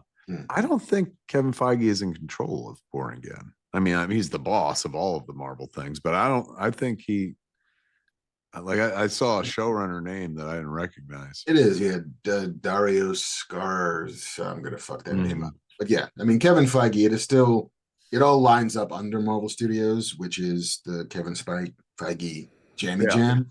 When they moved like the TV division under, you know, Marvel Studios. Yeah, because Marvel TV used to be very separate from the Marvel movies and Marvel Studios, and then one day they were like, "Why? Let's put them all together." Yeah, and that was all part of like Ike Perlmutter leaving Marvel, and then all of the TV finally, you know, lined up under Kevin Feige. But yeah, I mean, Agents of S.H.I.E.L.D., all of the Netflix shows, the Inhumans, all of that stuff came from the Jeff Loeb era, which is now over. Hey man, let's talk about trailers. Supergirl. Now, did they drop a new one today? Yeah, I didn't see it yet. How is it? It's pretty cool. It's pretty cool. The thing that I think that we get that we didn't have before was what is the sort of basic impetus for the movie, which is the bad guy poisons Crypto and says Crypto will die in 3 days unless you manage to cure your dog, which sends Kara on a tear-ass quest across the galaxy to find the antidote for her dog. Was that in the... Wasn't in the teaser. No, was that in the comic book that they're taking a lot of? I never read Supergirl, the Woman of Tomorrow, the Tom King book. But like, that is a crystal clear fucking motivation. Yeah. You know, as JC said, it is not about saving the planet. It is not about like swirling rings of trash in the sky. It is, can I save my dog? And like, you know what? Great. You know, I'm here for it. I'm a dog lover. It's John Wick pure. It's that's right. There you go. Except they ain't gonna kill this fucking dog. They're not gonna kill this dog. Crypto is going to survive. I'm 100% positive of that. But like, you know, and beyond that, Millie Alcock looks like she's having fun. Fucking clearly, this was the Jason Momoa role that he wanted. Like, he turned Aquaman into Lobo, and so now he's just playing Lobo, and so here for it. You know, I don't know how many times we're gonna go to the kind of Guardians light well of like awesome soundtrack from James Gunn's CD collection plus this equals movie. But you know, for now, happy to roll the dice because it looks great. Did you see the Backrooms trailer? I did. I will not see that movie because it looks fucking scary. So no. Spooky scary. Always becoming men becoming wolves. It looks badass, man. That looks fucking dope. Mark don't want to see it because Mark's a little soft. He don't like the horror flicks. Yeah. But it looks fucking ooh. I mean, I watch the old videos and stuff, so I'm kind of like, all right, let me see you sustain this for 2 hours. And not in a I dare you way, more like, oh yeah, fucking take me there. That first teaser trailer they did was fucking unnerving. Then there was a Harry Potter trailer. There was, which the internet. I'm not the first person to say that. I'm not saying this. I'm repeating something I saw on the internet. They referred to it as Timu Harry Potter. it is also like, if you thought the other Harry Potter movies were dark, let's give you the none more dark version of Harry Potter, where all we're selling is trauma. Like, it just looks bleak. Does it? It kind of like, if you looked at the Chris Columbus first movie, which whimsical and fun, and right, and like you get to Hogwarts and it's like, oh, this looks amazing compared to the Kid Under the Stairs. Like, there's a brightness to it that feels, fairy tale-ish. That eventually the movies get dark as the books got darker. But like, this one just starts in fucking like A20. What if A24 made a Harry Potter movie? It's kind of really is that what you got out of it? I'm not fighting you. I'm not going, no, Mark, you're wrong. But it never occurred to me that the trailer was dark. All I could think when I watched that trailer is those poor kids. Like, I know this will be somebody's Harry Potter, but oh my God, the uphill battle they're gonna face, because there's a legion of fucking children who are now adults and whatnot that grew up knowing exactly who Harry, Hermione, and Ron are and what they look like. And now, historically, people don't seem to take change well in pop culture, Mark. So I suspect there will be lots of chatter about this, lots of hand wringing and consternation, because, fucking, it'd be like somebody going like, let's do a Wizard of Oz series, and not let's do Wicked. Right. Let's do a Wizard of Oz series. It's like they defined this once. And, I'm not saying they can never do it again. They fucking keep doing James Bond. They keep doing Batman. They keep doing Spider-Man. They keep doing Superman. They'll replace. Some stories are bigger than, just their author, the current audience, the one cast. They can lend themselves to multiple interpretations. And again, I got no horse in this race. I just can't see the internet that I know and am terrified by wrapping its arms around this show and giving it love. I think there's going to be a lot of, fucking like a lot of deconstruction, but not in that fun way. And those poor kids, they should just stay off the internet for the next 10 fucking years. Yeah. I mean, I am again, all that's not me going like, I don't like those kids. The internet is going to internet. It's going to internet. And like, I'm all for remakes and reboots and continuations or whatever, if there seems to be a compelling story reason to do so. And granted, all I've seen is a trailer, but what they've said publicly is we're adapting the books again. So it's not like we're telling new Harry Potter stories. We're not telling the in-between Harry Potter stories. No, but I am for, like, I get, like, oh, I see the idea of like that one book that we did a movie with that was over 2 hours. That's going to be a whole season. So you're going to see shit from the books that they never did in the movies and all that. So like, I could get my head around that.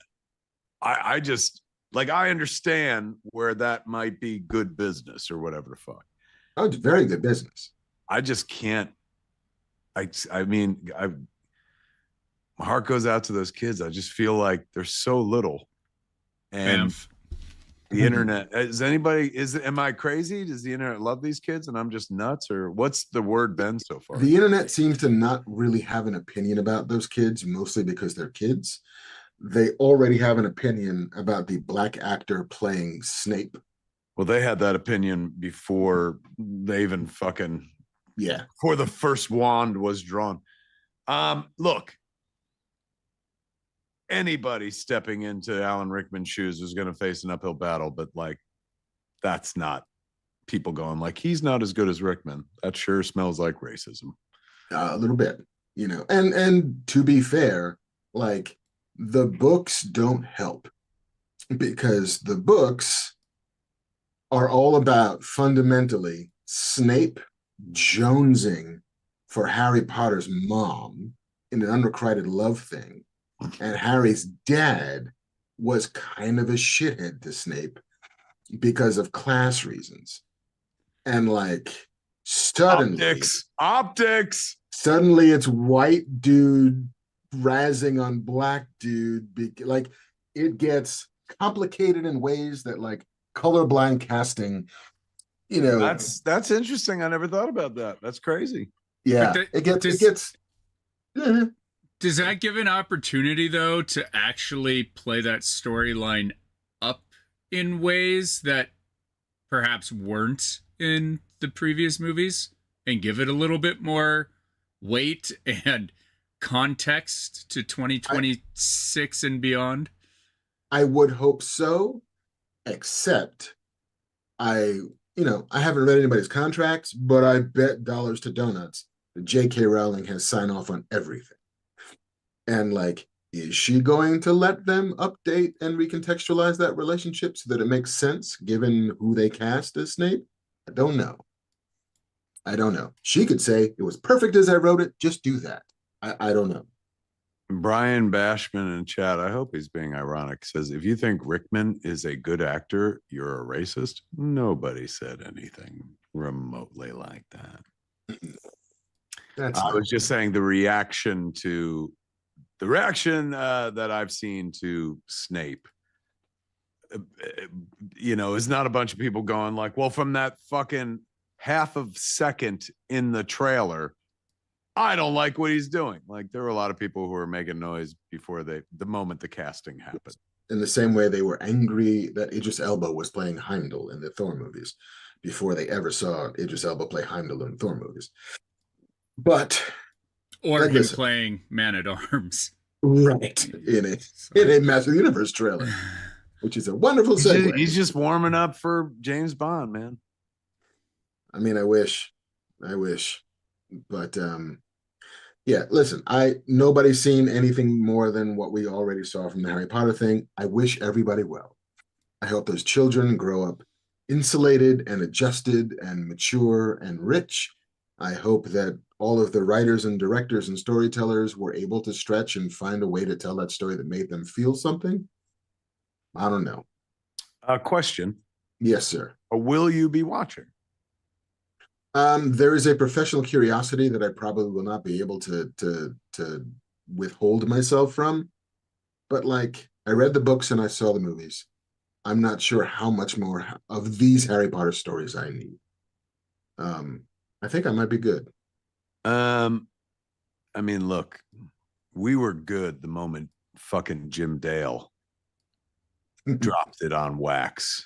And if you've never heard the Harry Potter books read by fucking the great Jim Dale, Harry, Hermione, he's so good. My man reads like he brings the entire book to life, all the voices, doing different voices for every character. Yeah, it's amazing. Poisonous Plant 15 says Samuel L. Jackson got no hate for playing Nick Fury. Hopefully, same case here once the show comes out. Yeah, but Nick Fury. But the books did it first. Yeah, like the books. Ultimates. Yeah, and the Ultimates. I mean, the Ultimates didn't just make Nick Fury black; they made him Sam Jackson. On like one day, like, well, we hope we convince him. But yeah, that's true. Yeah, I mean, the only time it's ever gone mostly unremarked upon is like Perry White. Like, you get Lawrence Fishburne, you get who the fuck? Why am I blanking his name? Bunk. Wendell. Perry White. Wendell Pierce. Nobody fucking quavered at it. It's fine because it's a relatively minor character who comments upon the action that your hero is going to go through. But otherwise, or Jim Gordon. Nobody gave fucking Jeffrey Wright a bunch of shit for playing Jim Gordon. But it's different the closer you get to the lead. Carlo in chat says they're remaking the audiobooks as well with a full cast. The new Hermione plays Hermione. Yeah, those are already out. Like Audible, I think, already has released, at the very least, Philosopher's Stone. And that's what they're calling this, not Sorcerer's Stone, right? They're going back to the original UK title. Man, Philosopher's Stone. Which is a real thing. Like the Sorcerer's Stone, that was the made up one. But Philosopher's Stone pre-exists Harry Potter, right? Yeah, I think that is just legit mythology. Yeah, I imagine I will watch. But I'm not like, I can't wait. Mm. And not because I'm like, this looks like it blows. Just because I've done this. I know what's going to happen. But I mean, and I know I talked about before, like, well, they redid James Bond, they redid Batman, but those are all always, I mean, they keep similar elements, but generally those are all new stories each time. Yeah. It's the rare beast where they're like, no, we're remaking the thing. And you've seen it. It's not like it's a new adventure. It's like, no, it's the same stories. Right. Yeah. I mean, yeah, Batmans are always new. Fucking Bonds are always new. I mean, new in as much as like, there's a good guy and he's fighting a bad guy. But like, they never really repeat. Yeah, they're not remaking Batman Forever. Right. So yeah, I don't know. I wish there was a way to watch it and not give anybody any money for it. Let's piracy. Piracy. Andrew Erskine 4842 said, just saw Clerks 3. I fucking love it. Made me cry, laugh, and is now my favorite out of the series. Beautiful job, Kevin. Is it April Fool's Day? I never get that on Clerks 3. Most people are just like, you piece of shit. Justice for Dante. Let's talk about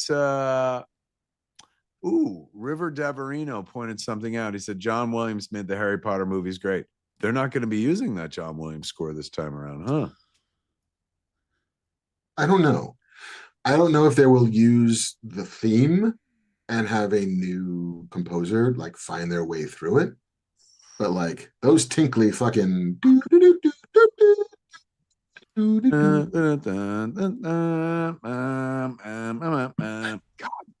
that dude could cook, man.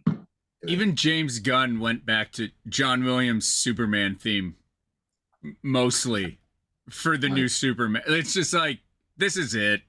He nailed it. Why would you change it? It's true. Yeah. Don't fuck it up. What other trailers can we talk about? Oh, Masters of the Universe. Good trailer. Yes. Good trailer, man. I'm in. That looks like a good fucking time. Now, I know, there are a bunch of people on the internet who I'm not familiar with these people. don't care for my opinion of Masters of the Universe. But I, as a guy who spent some time in Eternia, I thought the trailer was charming and shit. And I remember hearing about that approach to the character where like it starts with him on Earth, and I was like, oh man, why would you do that? But I'm okay with it. I think that looks like a good ass time. This trailer though, everybody was like, Adam's from Earth, which again, if you know Masters of the Universe, which I don't think very many people do who complain about it, like his mom is from Earth, and no comment. And the first sentence of this trailer was like, I wasn't born on Earth. I was born on Eternia, and I was sent to Earth, and now I'm back, and none of you remember me. It's just like, goodbye, internet. That's what they should have done from Motu cartoon season 3 on the trailer, the second trailer. Everybody would have been like, oh, it's okay. What is the world saying about the trailer? Anybody know? It seems like it's pretty well received. You know, It's I good. haven't. It's playing. This is the first time we heard Skeletor's voice as portrayed by Leto, and it sounds like he's doing a bit of Frank Langella there. Yeah, I mean, I think Leto is always going to get some heat, mostly for being Leto. But I think the He-Man of it all seems to play. You know, I think if you have some nostalgia for it, I think it does sort of hit you in the sweet spot. And I think for some people who don't, like, oh, cool, green cats. I did like the fact that the lion and the MGM logo was replaced. Yeah, But that Yeah, was really Cringer sweet. was the lion. Oh, Yes, that was pretty sweet, man. everything Yeah, but I'm Leto's in. I look voice. forward to watching that movie. It seems like a good time. Everything but his voice. As soon as Who? I heard Whose that voice? Leto, Skeletor's voice, I was like, You didn't dig it? "You're good." They went so hard in that they literally just took a screenshot from the 1983 cartoon and made Snake Mountain. Yeah. And then he's like, I'm going to go with that other Masters of the Universe voice for Skeletor. Right. Like every single thing, even like the Man-at-Arms' like baton weapon, like all of it. You're just like, wow, this is right there. And then you hear Skeletor's voice and you're like, huh? Why'd he go in that direction? That was I not. saw an image of Orko. Ooh, Did anybody else see that? I did not know. Saw it online. Maybe it's somebody fucking AI'd it and shit, but like it looked like him with that full cast. I mean, because we've seen a lot of them in costume now. Am I crazy? Did I smoke that, kids? Did I You smoked Orko into being? did I fume that into being? Back me up in chat, kids. Anybody else see an image of Orko yet?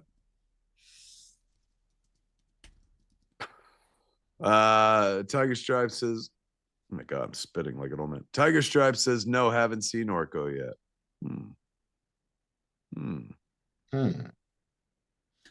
Brian Bashman says, let us suckle Gen Z on regurgitated IP. Hell yeah. Do something. I mean, to be fair, we were raised on regurgitated IP as well. You know, like we were too young for the Flintstones, but we were there for every incarnation of the Flintstones. That Fred and Barney meet the Schmooth Flintstone fucking kids. Pebbles and Bam Bam grow up and start a band and fuck each other, whatever the name of that cartoon was. So we saw various incarnations of IP that was reinterpreted and shit like that. We weren't pure. No, not at all. According to Team Dreg, yes, there's a split-second clip of Orko's eyes. It wasn't in the trailer where I saw the eyes. I saw it online. So now I'm starting to think, oh my God, maybe it's a fucking, you know, somebody just put an Orko in a poster and I bought it. Can't believe anything anymore, Mark. No, definitely not before April Fool's Day. Bojack says same with Scooby-Doo. Thank you, Bojack. I was getting to that point. Yeah, just like the Flintstones, we weren't there for the beginning of Scooby-Doo. Started while we were like babies and shit. But we were there for Laugh Olympics. We were there for, you know, fucking a pup named Scooby-Doo. We were there for Scrappy. We were there for fucking Blue Falcon and Dino Mutt. Oh, wacky races. What else we got, man? What are the trailers dropped? Live action Moana. You get to see The Rock doing Maui, even though it's exactly the same as him doing Maui. I got so stoned the other day that I watched that trailer and was moved. And I was like, is this what Moana is? I've never seen Moana. Moana, the animated film, is lovely. Yeah. I mean, every song they played in that fucking trailer was a banger where I'm like, are you serious? Like, Moana's got to save the ocean? Is that what this fucker's about? Like, what the fuck? Pretty so I'm much. gonna go back and watch the You should. You Pixar. should. Yeah. I mean, It's Lin-Manuel, right? Yep. Mhm.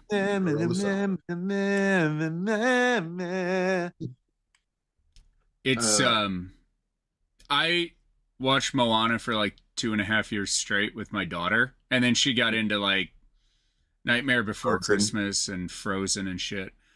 But she saw the trailer, and Moana has been on repeat the last week at the house. Oh, Yeah. So she's Kids. hyped. A lot of people in chat are going, Kev, smoking weed again? I am, but this is not that. This is a Fume, one of our sponsors for tonight's show. And I cracked open some spearmint, stuck it in my Fume. sounds so dirty. When I'm done with this, I'm going to go put on my fucking alpaca socks by the good folks at Hollow Socks. All right, what else are we going to talk about? We got some news. We ready for news? Wait, Josh Petrino, our boy Jersey Josh, one of my favorite fucking people on the planet, by the way, says Faces of Death trailer looks interesting. Qu'est-ce que c'est? There's a Faces of Death, a new one? There's a new movie. I saw that it's premiering relatively soon. They're having their world premiere with Beyond Fest here in LA kind of soon. I didn't see the new trailer. I was also probably never going to see the new trailer. But if you're a Faces of Death person, and I remember the movie from like the OG back from like the 80s and the 90s about like, oh, they kill real people in this movie. Oh shit, there's like footage of snuff stuff. But I was never really I was never the target audience. I remember watching Faces of Death many times back in the VHS days, man. None of us is but not enough. It's mine, yeah. I don't know the words. Dear Lin-Manuel Miranda, I've got a new song for you. Listen to this. You know that new song you're looking for? I did my quantum computer time travel shit. I'm incepting you with Moana. I wish we had somebody smart on the show who could explain why quantum computing would be able to fucking get you to time travel somehow. I don't know if it and can. A quantum computer is not a real thing yet. Apparently, according to chat, it is. I'm not in that. I don't roll in those circles where we start talking about quantum computers. It all sounds science fiction to me, so I'm happy for it to be science fiction. It calls me. There it is. Somebody said it. They're like, it calls me. Is that what the lyrics are? Yes. See the vast is a van who calls me. I should learn the words. Or Ryan see the Bashman just fucking put it on Front Street in chat, kids, and you better listen to him. Ready? Time travel is impossible, he said. Is that right, Mark? Is Brian right? It is until it isn't. I'm fucking time traveling with the taste of Fume right now because I got spearmint in there and it tastes like a happy childhood. It tastes like Wrigley's, man. It tastes like some old fucker gave me a slice of Wrigley's, a stick of Wrigley's. Bam. Are you? I see the Fume, but did you move on from Celsius to Ghost Energy? I'll rock any number of energy drinks, but like I still rock some Celsius, but I do enjoy Ghost because they make a flat out Welch's grape. What? I like the Celsius grape because it was tasted like a Welch's grape soda, but then one day somebody hit me to this and said, "Hey man, like Ghost does a flat out Welch's grape, and it's pretty amazing." Gosh. I also fuck with this. These are not commercials because it's just what I drink. Alani, they do a cherry slush and they do a cotton candy, which is fucking tasty as shit. I'm sure all these, drinks are no good for a heart attack victim, but boy, are they tasty. And they sure keep me up. Pepsi is trying to get us to switch from Coke to Pepsi. It's Scum and Villainy. Really? How do they do that? What's they throw money at you or for you? Yeah. They came in and offered a bunch of money, new free equipment, free service. Wait, Pepsi trying to replace Coke.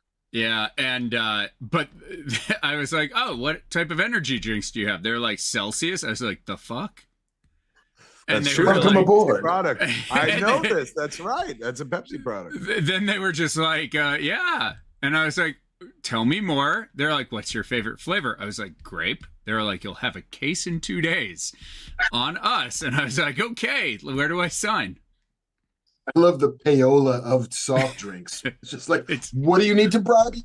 2 cases, make it 3. Yeah, they were That like, is, we got coolers and cash and rebates and new soda guns. And I was like, Celsius. that's smart. We What, dipped an Asian where- girl in grape Celsius, and she's heading to your house. At Smodcastle, we're the same thing. We're Pepsi, and because Pepsi like made us a sweet offer and stuff. That's wild that they did that for you. So when Scum and Villainy Rendezvous opens, then what? Are you going to be Pepsi there as well? I think we're gonna be Pepsi there because they told it. I mean, I don't know. Whatever. I didn't sign an NDA. They're gonna install all of it for us for free.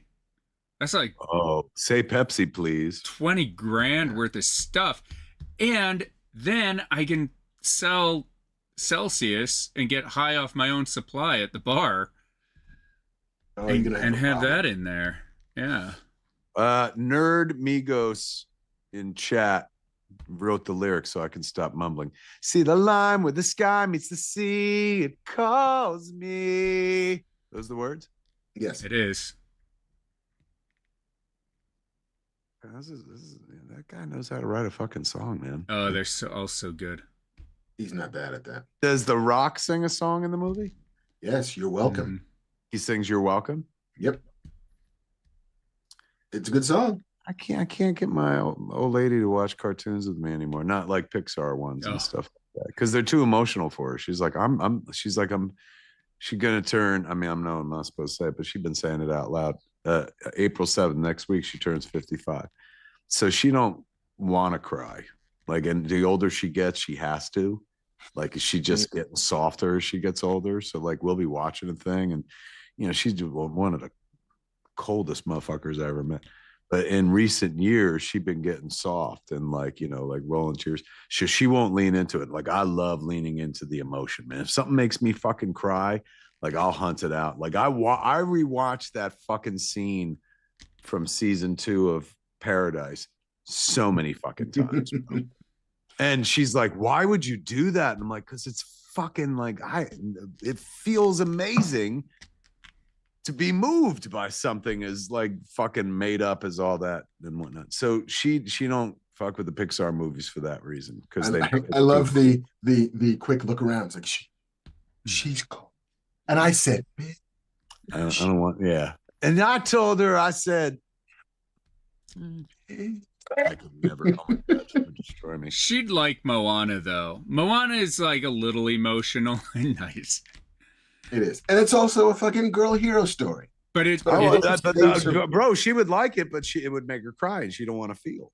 like there's a whole scene where Maui, the Rock, is like, all right, princess. She's like, I'm not a princess. He's like, you got a dress, you got this, check, check, check. She's like, I am the daughter of the village chief. I'm not a princess. Maui's like, that's a princess. Like, it's like there's like meta conversations happening in it that are really fun and clever. She'd like Moana. She could get through Moana. I think she could get through it, but I think she will resist feeling that emotional about a fucking thing. Yeah, that's fair. Because that'll, like, let her fucking defenses down, I guess. Josh Petrino, Jersey Josh, said, did you see the Cape Fear remake trailer? What? I did. You did? There's a Cape Fear remake? Yeah. By Martin Scorsese. It's from Scorsese and Steven Spielberg. Again? Starring Javier Bardem as Max Cady, Patrick Wilson and Amy Adams as the family being threatened by Max Cady. Who directed? I don't know. It's a miniseries, I think. Oh, there you go. Martin Scorsese directed it. He's remaking his own movie. That'd be nuts. Of course it's a fucking series. Why has everything got to be a series, Mark? Can't anybody get in, get out 90 to 2 hours? Why must it always be fucking 8 to 13 parts? Yeah, I get it. I don't want it, but I get it. No, I haven't seen the remake trailer, so now I'm going to look for it. Yeah. I mean, it's good. It looks fun. I will watch Javier Bardem and Amy Adams do almost anything. So I was kind of in. Anyway. Enter Aqua said, don't y'all think Bardem would be the perfect Doom? I mean, it never occurred to me, but like I'd watch that guy do almost anything. Hell yeah. But we know who Doom is. There's only Or one Doom. Doomwee. Nice. What else we got? Wonder Man got a second season. Hey, Oh, fuck out of Wonder Man. That was charming. yeah. Give fucking what's his name as many jobs as we can. And Ben Kingsley. Yeah, and I'll watch him play that part over and over again. I thought it was lovely. And the ending was really fucking sweet, man. Like, and it definitely lent itself for all right, where do they go next? Yeah. So, I mean, and everybody's back. Destin Daniel Cretton is back. The Andrew Guest, the writer, they were both co-showrunners. And you got Yai and you got Ben. What more do you need to make another season of television? As pointed out by Kabuki Kid in chat, Mary Beth Hurt passed away. For those of you unfamiliar with her work, very important to me as a big fan of the movie The World According to Garp, based on the John Irving book by George Roy Hill, directed by George Roy Hill. She played Helen Garp, T.S. Garp's wife. My husband doesn't putter. He's a writer. His new novel has just come out last week, Procrastinations by T.S. Garp. T.S. Garp, not the bastard son of Jenny Fields. I love that movie so much. She was amazing in that flick. She was also nominated for, I think, multiple Tonys, and she did a hell of a lot of acting. She was also Mrs. Paul Schrader as well.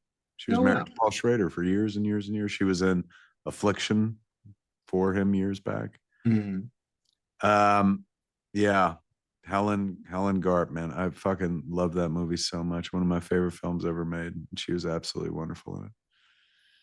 I feel like George Roy Hill is a director that we don't give quite enough shine to, despite the fact that like banger after bangers, banger after banger, one of the absolute best to have ever done the job for my money. I mean, Butch Cassidy and the Sundance Kid, Slaughterhouse 5, The Sting, Great Waldo Pepper, Slapshot. I mean, you know what I'm saying? Like fuck Kevin Smith. That dude should have a fucking following.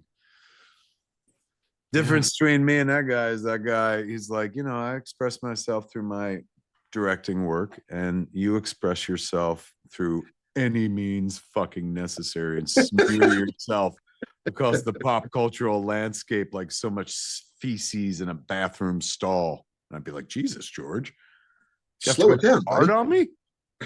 Guy with 3 names, you went pretty hard on me. So yeah, we got a second season of fucking Wonder Man, which is great. There will be no more seasons of Starfleet Academy, which what did you do? What did you do, Star Trek fan? I didn't do much. That's the problem. Including watch Starfleet Academy. That's the problem. You didn't fucking tune in to boldly go where no fucking show has gone before. Yeah. I mean, they shot 2 seasons of it. We will get a second season of it at some point, but Paramount has declined to extend their mission to more than 2 years. How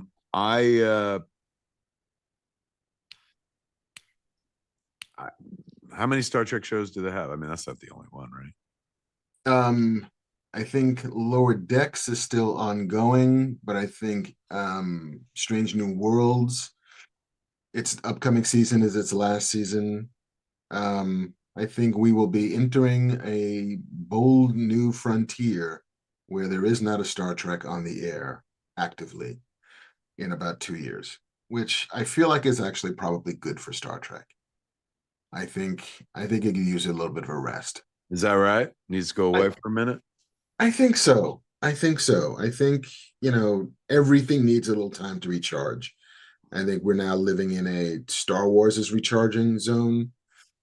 I think Marvel needed to sort of come back from 3 TV shows and 4 movies a year to kind of slow shit back down again. And I feel like Star Trek could use a little bit of a respite and a rethink and a where we go from here.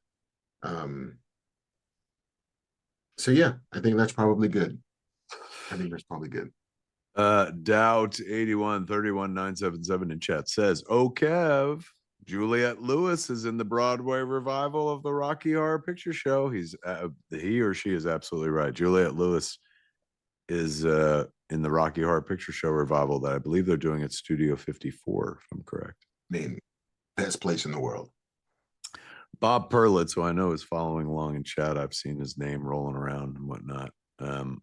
God bless old Bob Perlitz, also one of my favorite people in the world back in Jersey. He goes to the Smodcastle for every show we do and stuff. Big supporter, wonderful dude. Married him right there at Smodcastle. Outstanding. Him and his wife, not me and him. I've already got a wife, so it'd be whatever's clever, man.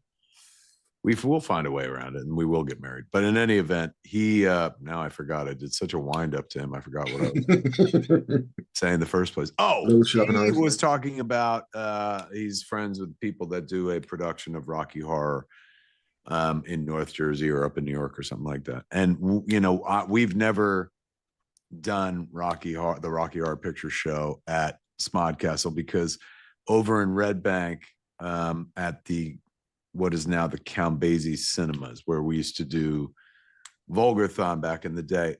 I believe they do Rocky Horror pretty much every weekend or every other weekend. And so I always felt like, let's stay out of their lane and stuff. But Perlitz was talking about like, hey man, what about just doing it once in a blue moon and shit?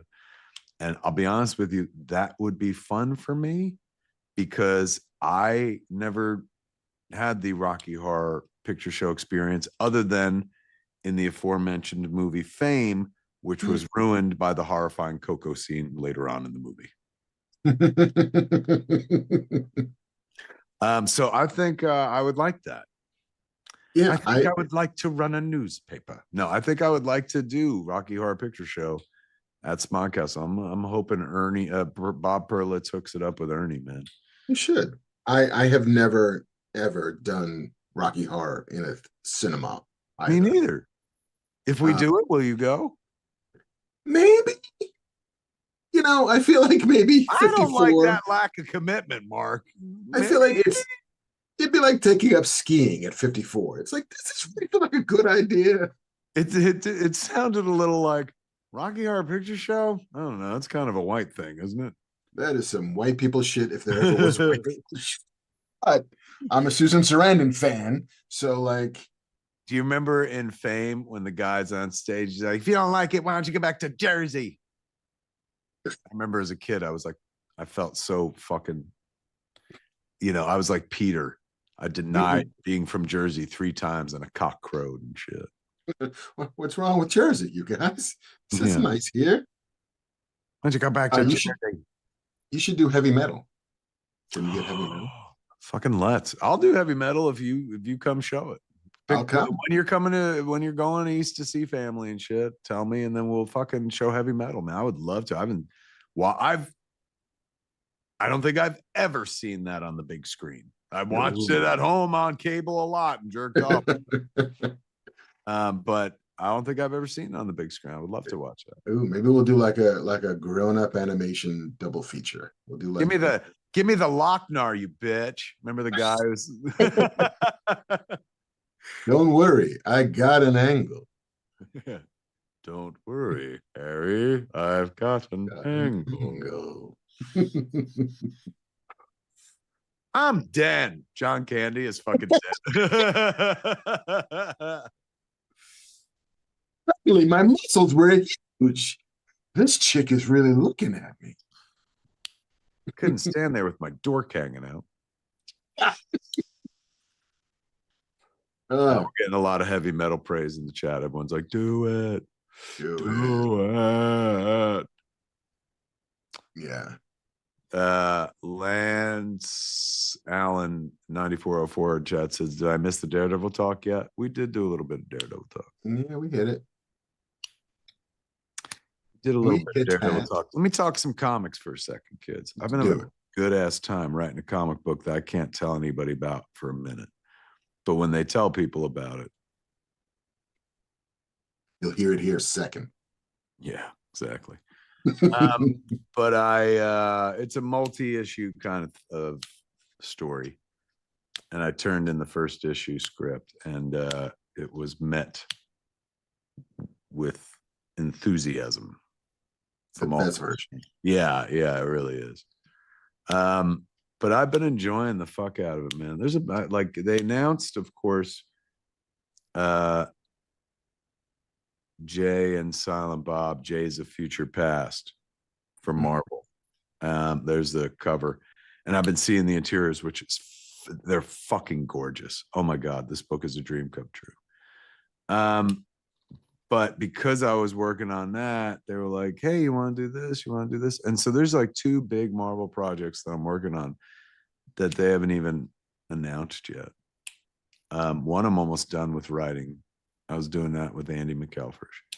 And then the other I'm just doing solo, and I just started, but issue 1 is done. I had a good fucking time writing it. Really good time. Like, yeah. I've been enjoying myself in the world of comics and stuff. So kids, if you want to fucking celebrate some of that comic book work with me, I'm going to be in Jersey on Saturday doing a signing at Jay and Silent Bob's Secret Stash of Bizarro Year None issue 1, as well as Quick Stops volume 3 hardcover and shit, from 11 o'clock till 4 o'clock. There'd be a graphic up there, but I think JC went to oh, there it is. Look at it. Yes, Bizarro, signing Bizarro Year None #1 and Quick Stops volume 3 hardcover from Dark Horse Comics and the good folks at Secret Stash Press. No tickets necessary. Just show on up, kids. That's on Saturday. And then Saturday night, Die Hard live on stage at Smog Castle Cinemas, where I'll play Hans Gruber, Mr. Takaki. Who's playing Al Powell? You didn't get the fucking notice?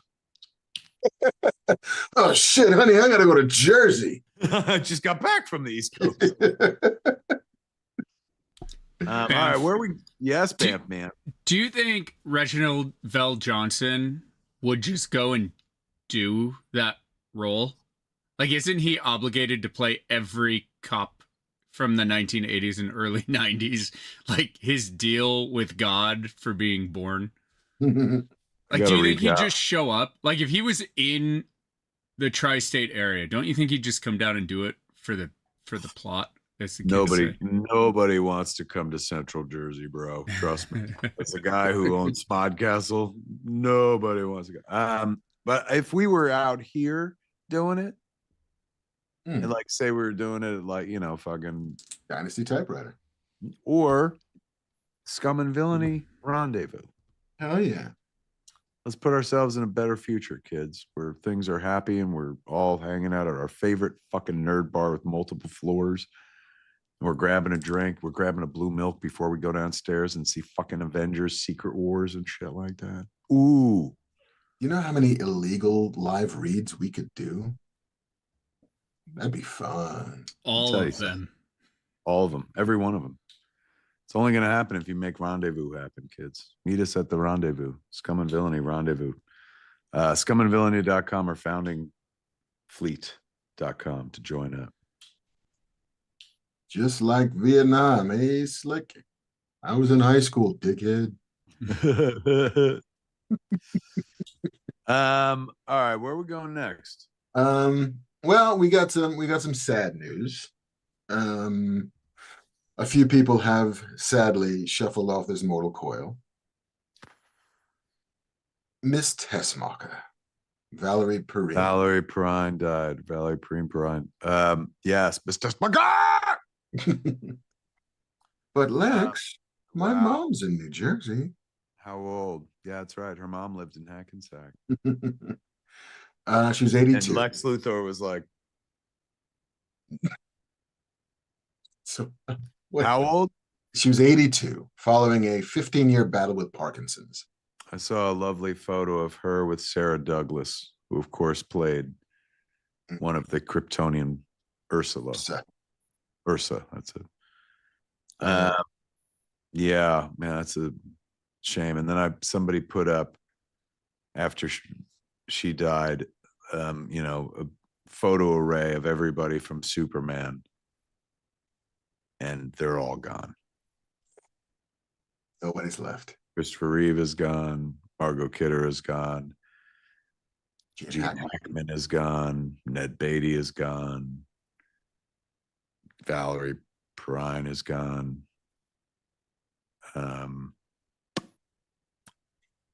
Is Doug McCormick, was that his name, who played Jimmy Olsen? I don't know. Terrence Stamp is gone. Terrence Stamp is gone, but technically he's from 2. Although he appears in 1, he goes in the Phantom Zone in 1. Oh my God, you're right. And Sarah Douglas appears in 1 too. Yeah. So she's still around. She's the last survivor. She may be it. But yes, and in an odd crossover that was not at all planned for this evening's podcast, she was in George Roy Hill's film adaptation of Slaughterhouse-5. Sarah Douglas was? No, Valerie Perrine. Valerie Perrine. Oh my God, bringing it full circle. Wow. Mark McClure, who played Jimmy Olsen, is still alive. What name did I give him? Because I don't think it was Mark McClure at all. That was close. Doug. You're like, Doug. I think I did call him Doug. Oh, he's still alive. Fucking good, man. Yeah, 69 years old. 69. He's like Jimmy Olsen's in a 69.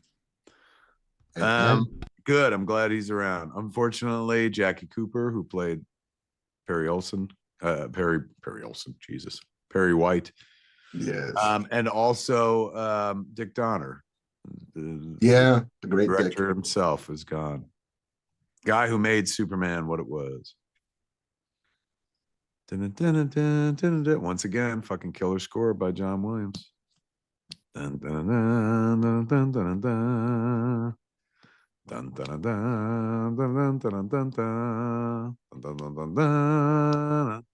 Valerie Perrine also played Lenny Bruce's wife in Lenny. Excellent point, Brian Bashman. Something I used to watch on PIX back on the day when they would run it. Dustin Hoffman is Lenny Bruce in Lenny tonight at 11 on PIX.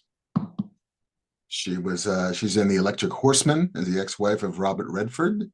Yeah. She's in The Village People's Can't Stop the Music. She was. That's right. She was in the disco movie. Humongous pointed out that Mark McClure's birthday was today or yesterday. Happy birthday, Jimmy Olsen. He's like, thanks. Weren't you just telling me I was dead? No, I just said all those other people. We have since brought you back to life. Yeah, you're back. And I am fucking getting a lot of enjoyment out of this Fume. This isn't even a fucking I'm not doing a commercial. This is just a good ass time, man. We've stopped being paid for Fume. Flicking something. That was me doing this. So it gives you a little fidgety shit to do as well. It does. Bamf. Hey. Mark McClure also, now that I'm seeing it, played Dave McFly in Back to the Future. He played Marty's older brother. Did. Oh my God, you're right. He was Marty's brother. With Amy, was there Wendy Jo Sperber played his sister. She also played Amy in Bosom Buddies. Oh my God, you're right, man. Yeah, it's crazy. That guy's like, I had 2 franchises, bitch. Do the brother and sister feature at all in 2 and 3? 2, yes, right? They're in them briefly. Not 3 so much, right? He has a credit in 3, but he also had a cameo in Smallville. How cool is that? In 2007. Evil's Comics pointed out rips. Rest in peace, James Tolkien.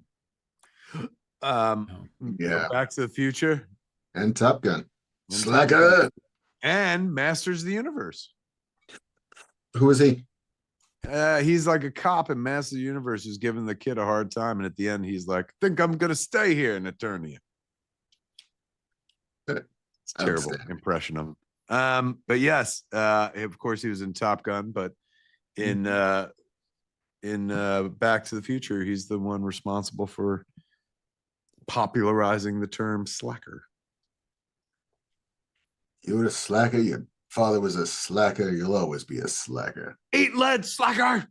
Remember when he gets back to the dystopian fucking timeline? And Sam Keith passed away. The comic book creator of Max, legend, co-creator of Sandman. Literally the co-creator of Sandman. Like something that most people never think about. But yeah, somebody had to draw it for the first time. And it was Sam Keith. Yeah. He drew an excellent Batman. He drew an excellent Sandman. And of course, the Max was amazing as well. Yeah. My God, what a talented artist. How old? 63 years old. Way too young. What happened there? Apparently he had something called Lewy body dementia. That's what Robin Williams had as well. Yeah. I believe that's what Robin Williams was suffering from when he passed. Yeah. But what a brilliant artist, and we're lucky that we got to see him work in our lifetime. Hell of a career. Hell of a career indeed. That's all the news I got, my friend. Is he considered one of the? I mean, Max was that Image, correct? But he's not one of the original Image kids by any stretch of the imagination. No, he's not a founder. No, but he came over there to do his book. Yeah, in '93. Man, oh man. Humongous in chat says regards what is it? Lewy body dementia. He says your body stops listening and you get trapped. That's Evil's Comics said sad week in Hollywood. Let me tell you something. Yes, death aside, a lot of sad weeks in Hollywood last few years. Indeed. As the business struggles to stay alive. Stay alive. I will find you. No matter what occurs. All right. We got some questions. Answer we these questions 3, Banff man. Yeah. Let's see. First question. What mainstream movie would be better with crows? Brian Bashman.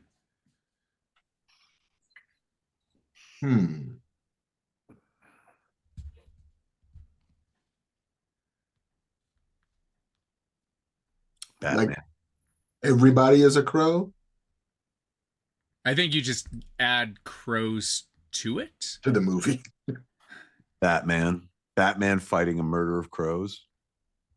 Can't win. Crows are so clever. I know Batman's clever too, but Batman doesn't know how to get a grape out of a tube with a fucking stick. That's crow country right there. Where would I put a crow? What would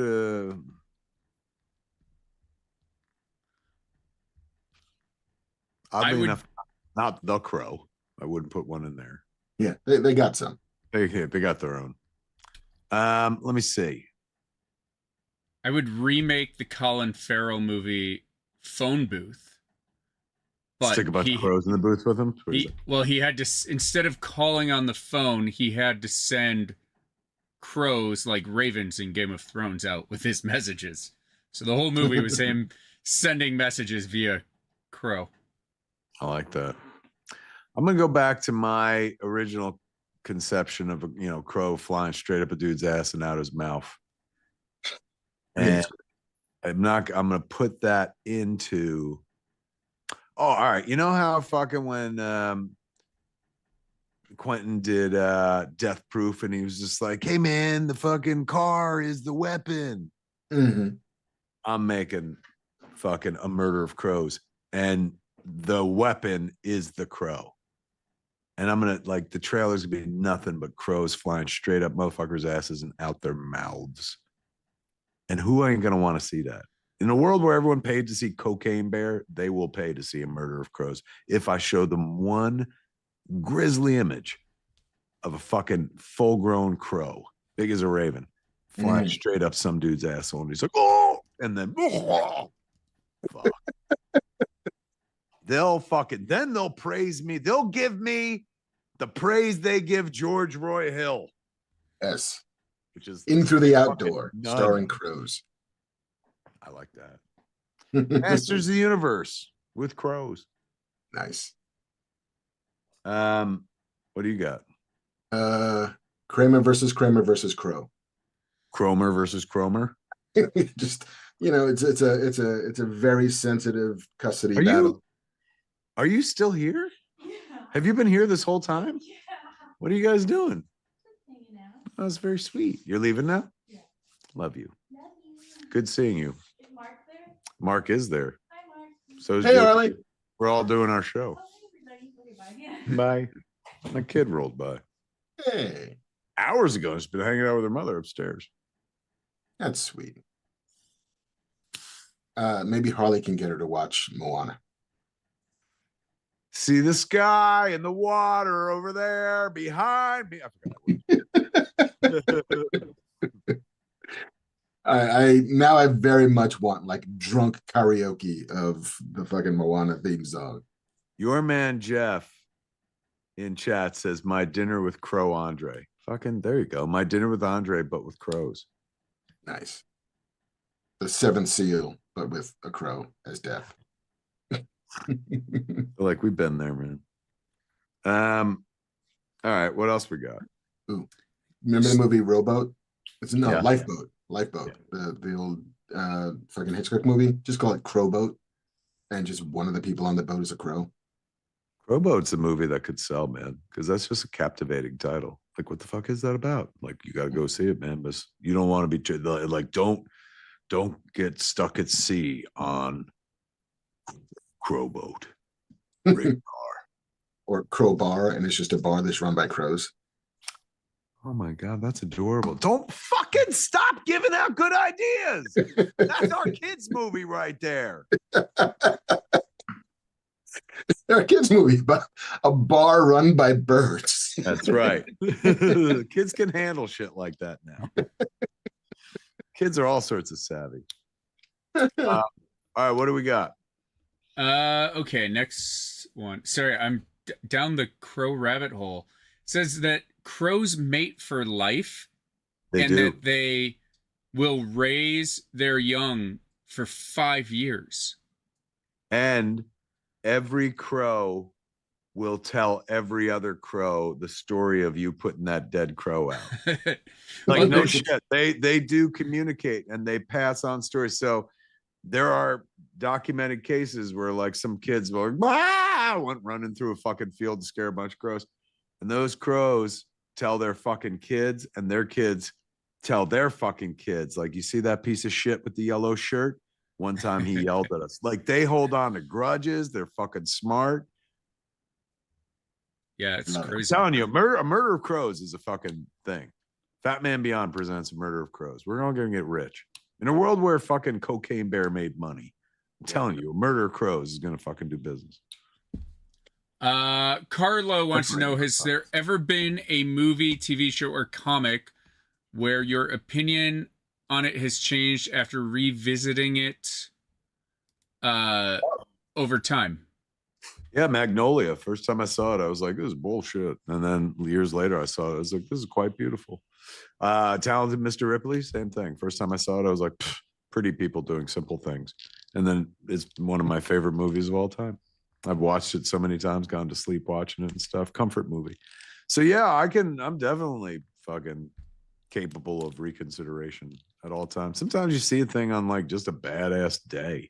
And then sometimes you see something on the right day where you're like, that was the greatest thing ever. And everybody's like, what? What are you out of your fucking mind? And then you watch it a few years later and you're like, well, I guess I was just high.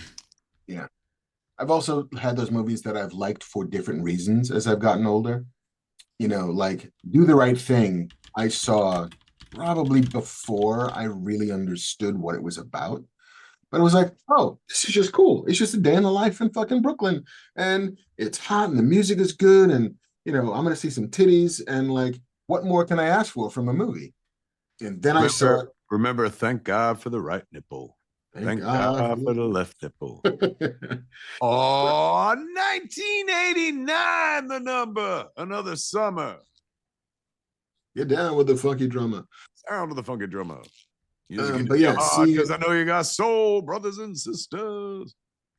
But seeing it again as like a grown-ass person in the world at like, 50 something, I was like, oh, now I get why Mookie throws the trash can. I don't think I ever really got that until I got to be an older person and realized exactly what was happening and what that does for the narrative. I remember watching that movie with a lot of my friends, white friends, and being like, I couldn't wait for that moment just to see like, what their reaction was going to be. So the ones that were like, he shouldn't have thrown that can, then I would get on my high horse and be like, what do you mean? Did you not watch that whole movie? He had to throw that. A human being is dead. Like, I got real fucking. Yeah. I don't want to hear anybody going like, Kevin Smith went woke. I've been fucking woke since I was a goddamn child. And it was like, I remember watching it again with my son during the lockdown. And I was like, he throws the can so he could save Danny Aiello and John Turturro's lives. And I was like, really? I was like, yeah, because that mob would have killed them unless there was the explosion that puts out the fire. And I was like, oh. They're going to make out from the insurance anyway. Yeah, it'll be fine. I saw a movie. I don't know if you remember this movie from the 80s. I had vague fucking memories of a movie called Black Moon Rising. Yeah, with Tommy Lee Jones. Tommy Lee Jones, Linda Hamilton, fucking what's his face? From Man from U.N.C.L.E., Robert Vaughn. I had like the weirdest, just fucking like impressionistic pops of what it's like. I think he's like a thief, and maybe she's a thief, and there's a supercar that like jumps between buildings. Yesterday, I found this movie on Amazon Prime Video. I was like, I'll fucking boot this shit up. It's a really good little fucking crime thriller. Who directed? A guy named Harley Cokeless. Interesting. Written by John Carpenter. I remember Carpenter had something to do with it. Yeah, like he gets story by credit and co-screenplay credit, which leads me to believe he wrote a script that somebody else rewrote at some point. But like, the kid says the car ran on water and hydrogen. Yeah, and could hit like 300 miles an hour and also jump because why not? But like, it's a really taut little fucking thriller about two thieves who end up needing to steal the same car. And yeah, man, like it was this wonderful little like 100-minute long crime thriller set in LA amongst the world of thievery. Super fun. If you have like 2 hours, like dial it up. It holds up way better than I thought it would. And is this Tommy Lee Jones before The Fugitive, correct? Yeah, this is 86. Yeah. So this is him after Coal Miner's Daughter, but long before. Yeah. I don't care. I mean, in-house, outhouse, doghouse. I don't care. Yeah, every in-house, outhouse, doghouse. Your fugitive's name is Dr. Richard Kimball. Go get him. God, remember that fucking movie? It was so good. So great. All right. What do we got? We got another one? What was your opinion change, Mark? Do the Right Thing and Black right. Rising. Lord of the Rings was mine. I couldn't stand Lord of the Rings when it came out. Yeah, and now it's my comfort movie. Now I go to that instead of Star Wars now, which is crazy. Bro. Yeah, I know. We're building Scum and Villainy Rendezvous, not Scum and Villainy the Shire. Fucking, you get happy and you get psyched about Star Wars. Or else. He loves the Star Wars. Somebody keeps going like, hit that thing, Kev. Once again, this is not weed, kids. It's just a fume. That's what it looks like inside. I put that little spearmint thing in there, man. It's good. Jack Petrino says it stars Linda Hamilton fresh off of Terminator. That's right. And it also has like the quintessential 80s sex scene, Why which was is it like, show? well, it's, you see a little bit of nipple, but the Thank entire God for the right scene, nipple. it's a lot of like hands clenching in like passion, and then like he's on top and she's stroking his face, then she flips up so she's on top, and then it's lots of like face stroking, not even kissing, just like hair mussing, face stroking, hands on smalls of backs. And that is what sex was in 1986. What sex is in my house right now because I learned to fuck from watching movies in the 80s and shit. So all they ever showed us was a lot of face touching, position switching. It's like, what are we doing? Are you on top? Sure. What are we doing up here? Stroking faces. I don't know how Harley happened, I'll be honest with you, because they never showed us how to fuck in movies, just how not to fuck. Yeah. Fucking 80s. All right, man. What's the third question? All right, last one from Brian Bashman. Oh, nope. Sorry. Ashman's getting a lot of fucking activity today, man. Which mainstream movie would be? Hold on, that was not. Oh, sorry. This is it. It is or is it Bashman? Andelius Music. What birds would you replace the Avengers with? So, like Iron Man would be this type of bird. The Hulk would be this type of bird. The Captain America would be an eagle. Oh yeah. Mhm. Good call. Daredevil would be a bat, not a bird, I know, but flies. Alley. Yeah, but they're not blind. No, true. That's But they're night birds. They are. The owl is gonna be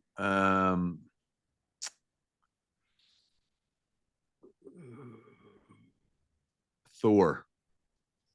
Because owls are, you don't fuck with owls, man. Yeah, they're a little fucked up. Yeah, they will fucking kill. And they eat like fucking rats and mice and shit, and then spit the bones out in front of you just to watch your expression change and shit. Yeah. Ooh, I got one. Hawkeye is a hawk. It's right there. Revolutionary thought process. Falcon is a falcon. Yeah. Let's see. Iron Man is a drone. Well, Iron Man is a penguin because of the tux. Oh Because he yeah. No, looks I good. was gonna make him a cardinal because of the red. Ooh, okay. The tux goes to Nick Fury, who doesn't need to fly. wait, Black Widow. Black Widow is a Black Phoebe. Ooh, I was gonna go Robin Redbreast because of titties, but that's just me. What's the Hulk? What's a Have to- real like it- Hulk in- is a seagull. Or like, Mine. what about like an ostrich? Like a huge bird. Or a raptor. Oh yeah, one of those fucking big ass Like a condor, California condor. yeah. Wait, Ooh, Thor is a peacock. That's good. Brian Bashman says. Thor is a peacock. Yeah. I think almost Iron Man's a peacock. Tony Stark, total peacock. Oh yeah, Mike Gallagher. Ant-Man is a hummingbird. Mhm. Strong. Hippie Opium says, what's the appeal of comics? I never got them from being on the outside looking in. It has seemed to shape people's entire lives and morality curves to a mainstream viewpoint. Mainstream viewpoint? I don't know. I mean, it's definitely right about morality tales and shit. Yeah. It's a I mean, weird. comics are either modern mythology or modern pulp. Either way, it's adventure. It appeals to, one's sense of like, oh, the world should be fair. There should be right and wrong, and justice should prevail and whatnot. And the moral arc of the universe is bend and is long and bends toward whatever the fuck. Like it's just wish fulfillment, like, wouldn't it be great if fucking like when all the chips were down and fucking nobody else could help, somebody in a mask and a fucking cape comes to your aid and stuff? Or could you imagine you're that person? I mean, that's probably what most people who read comics, like, you know, they never imagine they're the person being rescued. They like to put themselves in the position of the hero. We would all like to believe that, like, when the chips were down, we would all do the right thing, the noble thing, the heroic thing. So I also think think the that's why I've question, always- yeah, the question's also a little bit, the framing is wrong. Because in truth, the framing should be, what's the deal with stories? I've never understood why people like stories. Like, comics are just another way to tell stories. True. And there's all kinds of stories in comics. There's adventure stories, there's superhero stories, there's slice of life stories, there's indie shit, there's romance, there's all of it. It's just it's a different injection method of narrative into your brain. And it's cheaper than many of them and portable. Don't need batteries to power them. Just need your imagination. Indeed. So yeah. You don't even need that, honestly. The fucking writers and artists provide most of your fucking thinking for you. And then you get to think about it afterwards. Then you can like be like, ooh, what would I do in that story? Reading comics is great storytelling training as well, because oftentimes, more so in comics, which are, you know, tend to be monthly and the storyline ongoing and ever changing, more so than with, say, a piece of literature, the reader can kind of diverge from the text to be like, oh, I wouldn't have done it like this. They should have done that. Mhm. Maybe because it's so disposable, because it is pulp or whatnot, but it creates, it fosters creativity, I've always found. It's like playing with Star Wars figures, fostered creativity, because you can only play the movie once or twice, right? Then it gets boring, and then you have to start making up new adventures and stuff. I love comics. Don't always have to be superheroes either, man. Like, there are plenty of comics that ain't got nothing to do with fucking idiots running around in capes and shit like that. Yummy Fur is an amazing comic book. Has nothing to do with superheroes. Every piece of anime out there and manga and whatnot doesn't have to do with American superheroes. And then there are just cool books that have nothing to do with superheroes that you could just read, serialized stories, and it's a wonderful medium. You know, in this country, we're always having to explain ourselves, and, you know, for a good 10-15 year stretch, thanks to the Marvel movies, we didn't have to apologize so much anymore and whatnot. People start being like, oh, comics are a thing. But overseas, man, like, you go to Japan, like, you see grown ass adults reading comic books. Like, you know, it's just, and it's not them reading about Superman and Batman. It's just visual medium, and it's not, you know, kind of, people don't look down their nose at it or think of it as a kid's medium or for children overseas. Japanese have really embraced comics. The Europeans as well, and France. Yeah. France, Italy, like, it's massive. It's not all superheroes. Like, superheroes, I'm not going to say is only America, but is predominantly uniquely American comic book construct. But the comic book, as Mark said, is just another way to tell a story. So even if you're like, I don't get it from the outside, it's just another way to ingest. Hippie Opium followed up and says, I just don't like how the mainstream introduction of comics, I see ideas bleed heavy into people with, say, military or police mindset. I saw my brother warp to a cop with comic psychology. My counter to that would be like, me and somebody else can watch Andor or Star Wars and watch the exact same movie for the exact same amount of time, sitting on in the exact same movie theater, and they walk out thinking Darth Vader's a cool badass and how that's where they want to go, and I walk out being like, I'm Luke Skywalker.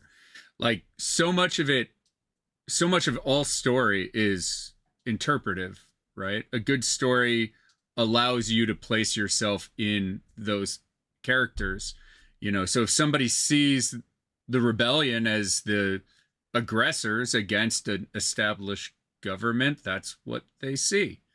Some people see them as heroes against bad guys that shouldn't be in power in the first place, and, you know, I mean, you cannot control misinterpretation of the point.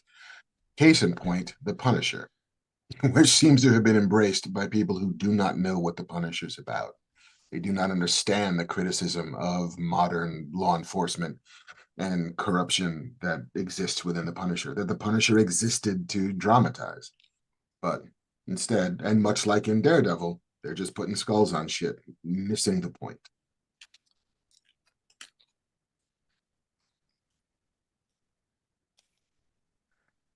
Oh.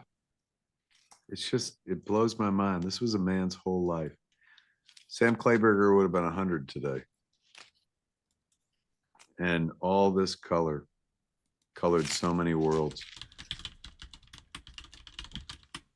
One day I'm going to be dead, Mark, and all of my shit will be in the hands of somebody else. And hopefully it'll be somebody who's like, I like him and what he did, the way I feel about Sam Clayburger's work. Not only will all of your shit be in somebody else's hands, but all of Sam Clayburger's shit will also be in their That's true. hands. That's Because true. you own all of that too. That's true. I got to make sure somebody appreciates it the way I do. It's crazy. I sit in my office and, you know, I work here every day. I live in this fucking space. But I also curate the fuck out of a ever-growing Bullwinkle collection and set tchotchkes up on shelves and arrange them in a certain way and hang all these fucking things and whatnot. And, you know, periodically I remember that, like, I'm not going to be the one who takes it all down. It can be somebody else. And this shit means nothing to anybody else. I just got to make sure that my family understands. Like, you know, I think the wife gets it. But the kid, whenever I try to talk to her about it, she's like, hey, I don't want to talk about it. But I'm like, the moment I die, monetize everything you see here. Like everything in this room you can now sell as a dead guy fucking touched it, you know. Then they don't have to worry about working for a little bit and stuff. But I would honestly, I would feel like, man, you dropped the ball just when I died, because like I worked my whole life to get to a place where people would be like, you know, wait, fucking, that was his back scratcher. I'll give you fucking $20 for it, when, you know, really I paid $3 for this and shit. That'd be lovely. And I'm not around to appreciate and enjoy it, but it would, you know, fucking take care of people I love and stuff. So yeah, monetize all this shit. As soon as I die, kids, make sure my wife and daughter monetize. Even the underwear. I tell my wife all the time, I was like, even the underwear you will be able to sell. I'll sign it for you now. That's a good idea. I should start pre-signing all my underwear in case I die in a plane crash, so she can be like, here they are. Tag in the drawers. Was that our 3 questions? That's it. Those were the 3 questions. There it is, kids. We went beyond. We took you beyond. You were like, how far are we going? We went beyond, man. Fat Man took you beyond, kids, with the help of the good folks at Fume. Hollow Socks and Fume, kids. That's all you need in this life. Go put on a pair of alpaca flavored hollow socks, and hit your Fume, and live like me and Marc Bernardin. Indeed. They call us influencers. No, nobody calls us that. I'm making that kind of money. This is totally, I'm telling you, I'm going to bring this on a fucking plane, and I'm going to be really Jason Mewes obnoxious about it. Be like, and when people come over, I'm going to be like, why? There's no smoke. Come on in. Because that's what you want to do right now, kids. Fuck around on an airplane. Yeah. Find a way to kick me off. Hey, are they finally paying those TSA kids? I don't know, man. I see them every weekend because I travel a fucking lot, and I'm always thanking them for working while they're not getting paid. Like, can't thank you enough for working. Yeah, I have a very, very strict do not work if I'm not getting paid policy, and the fact that they don't is benefit to us all. Hey, where'd you fly out of when you were back east? JFK. How was it? Flying from JFK to LAX was about 40 minutes through TSA pre-check. 40 minutes through pre? Yeah. Yeah. And it must have been a couple of hours through regular. How about LAX? When LAX was smooth sailing. It was like, wasn't it crazy? I mean, Yeah. props to the good folks at LAX. I don't know how they're doing it, but I've been traveling out of the airport ever since shit went south. And I have, granted, I fly TSA pre, but as you heard from Mark, you could still wind up waiting 40 fucking minutes in that line.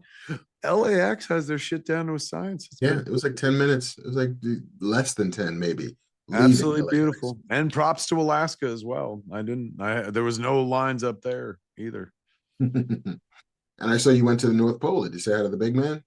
I did. I went right there and I said, buddy, get off your fat ass and get to work granting wishes. He's like, that's not even a thing. I don't fucking grant wishes. You ask for shit for Christmas and I either give it to you because you're nice or I don't because you're naughty. You're a genie. Stop fucking playing around. Yeah. You're a fucking red genie. Give me what I want. You're a genie with a sleigh. World peace. One of these. It's like, you already got it. Another one. And a hit movie. Please, Santa, give me a hit movie. That's all I need. Kids, you have a good time hanging out here with me and Mark and Banff, man. That's all we got for you, man. You got to go and face your week without us now. But we give you enough to go out there and face that week, man. We fucking steeled your spines so you can go out there and face the cruel, harsh world. Have a 3-hour show. A 3-hour show. A 3-hour show. 3-hour show out of an hour and a half worth of content. That's right. The rest of the time, we're just hitting our fumes, Just wearing our fucking hollow socks. That was a good time. Waiting for the end. Kids, thank you for hanging out with us. Don't forget, kids, are you going to be back east this weekend? Are you in the tri-state area? New York, New Jersey, Pennsylvania? Well, on Saturday at from 11 till 4 or whatever the fuck, at Jane Silent Bob Secret Stash, it's a signing, an old school signing with Kev. And if you're in Los Angeles, in the LA area, well, hell, tomorrow night or tonight, if it's, what time is it? Nope, still tomorrow, 11:34. Wednesday night, I'm going to be at Revenge of. Me and Eric Carrasco signing Bizarro Year None, issue 1. And then this Saturday, I'll be at Jane Silent Bob Secret Stash doing the same, signing Bizarro, signing Quick Stops Volume 3. And then that night, I'll be at Smog Castle Cinemas, literally embodying the essence of Hans Gruber as we perform Die Hard live on stage. Tickets at csmod.com. And don't forget, kids, April 18th, Jay and Silent Bob are in his house. Me and Jay debuting our brand new podcast live. You can walk away with a signed record. Everyone will. It's not even like you could have a chance to win. You buy a ticket, you get a signed record signed by me and Jay. Tickets at csmod.com. You asked for miracles. You asked for miracles, Theo. I give you the FBI. You asked for miracles. I give you the FBI. Very nice. I got nothing to plug, man. I'm just fucking making my way in the world today because it takes everything I got. Taking a break from all your worries sure would help a lot. Holy shit, dude. Remember that song? I mean, I don't want to end on a bad note, but remember that song? You light up my life. You give me hope. So, one of the softest fucking white bread songs ever made. To carry on. I just watched Dick Wolf does a series called Homicide LA, Homicide New York, and it's reality. It's not, normally Dick Wolf does the Law and Orders, the Chicagos, but this is, true crime. So it's people talking about crimes that happen in New York and shit. And so the accent's wonderful to listen to because the guy's like, we got a call. And that call said that Paul said that he got mauled, is awesome. So there's one episode, you know, they're all pretty horrifying because they're crimes, but there's one episode where like they talk about the guy who wrote that song. Mm. And again, I don't want to bum anybody out because it's the end of the show, but go look it up. Go watch the whole thing. It was really fucking good. But go look it up. This dude, like, in a million years, if somebody was like, hey, what do you think was the backstory of the guy that wrote You Light Up My Life? I'd have been like, I don't know, he's a Mormon or something like that. Because the song is so, like, you know, wholesome. And this guy was the 180-degree opposite of wholesome, Mark. That's a tease if I've ever heard one. He darkened up lives. He didn't light up anybody's life. Mm. He took the sun, he put it into a casket, and then he buried all hope. Wow. You had my curiosity, but now you have my attention. Now you want to find out more, don't you? Would you like to know more? I would. Kids, we can't thank old Banff man enough. JC brought us to you and you to us. Just like Will Wilkins, good old Will Wilkins. $3 now for the back scratcher. Yeah, I'm using. Yeah, now we're gonna put a bigger price on it. Will Wilkins, ladies and gentlemen. Without Will, we don't get to do this and whatnot. Thank you, Will. Thank you, Banff man. But the real power behind the fucking show that you know and love, kids, is sitting right over there, man. There he is. Madman Marc Bernardin, kids. They call him Madman Barton, but I'm not mad at anybody. Most folks. Mad Mardigan. Mad Mardigan himself. Kids, there's your Fat Man Beyond for today. Now you are abreast of everything. Now you're abreast. You're a big fat boob. No, now you're abreast of everything there is to know in pop culture, kids. Indeed. For Fat Man Beyond, I'm Kevin Smith. I am Marc Bernardin. Tune in next time, kids. Same fat time. Same fat channel. YouTube.com or wait, no, you're smodcast.com. Oh, smodcast.com. Or youtube.com/Kevin Smith. Jeff's Kiss, everybody. I was going to say like Frank's Kiss, and you're like, wait, that's wrong too. Jeff's Kiss. This is the cat. Greetings, everybody, and welcome to the AKA Ask Kev Anything. Every saga has a 10-year anniversary, ladies and gentlemen, and this is what happens when Jay and Silent Bob get old. I'm Kevin Smith.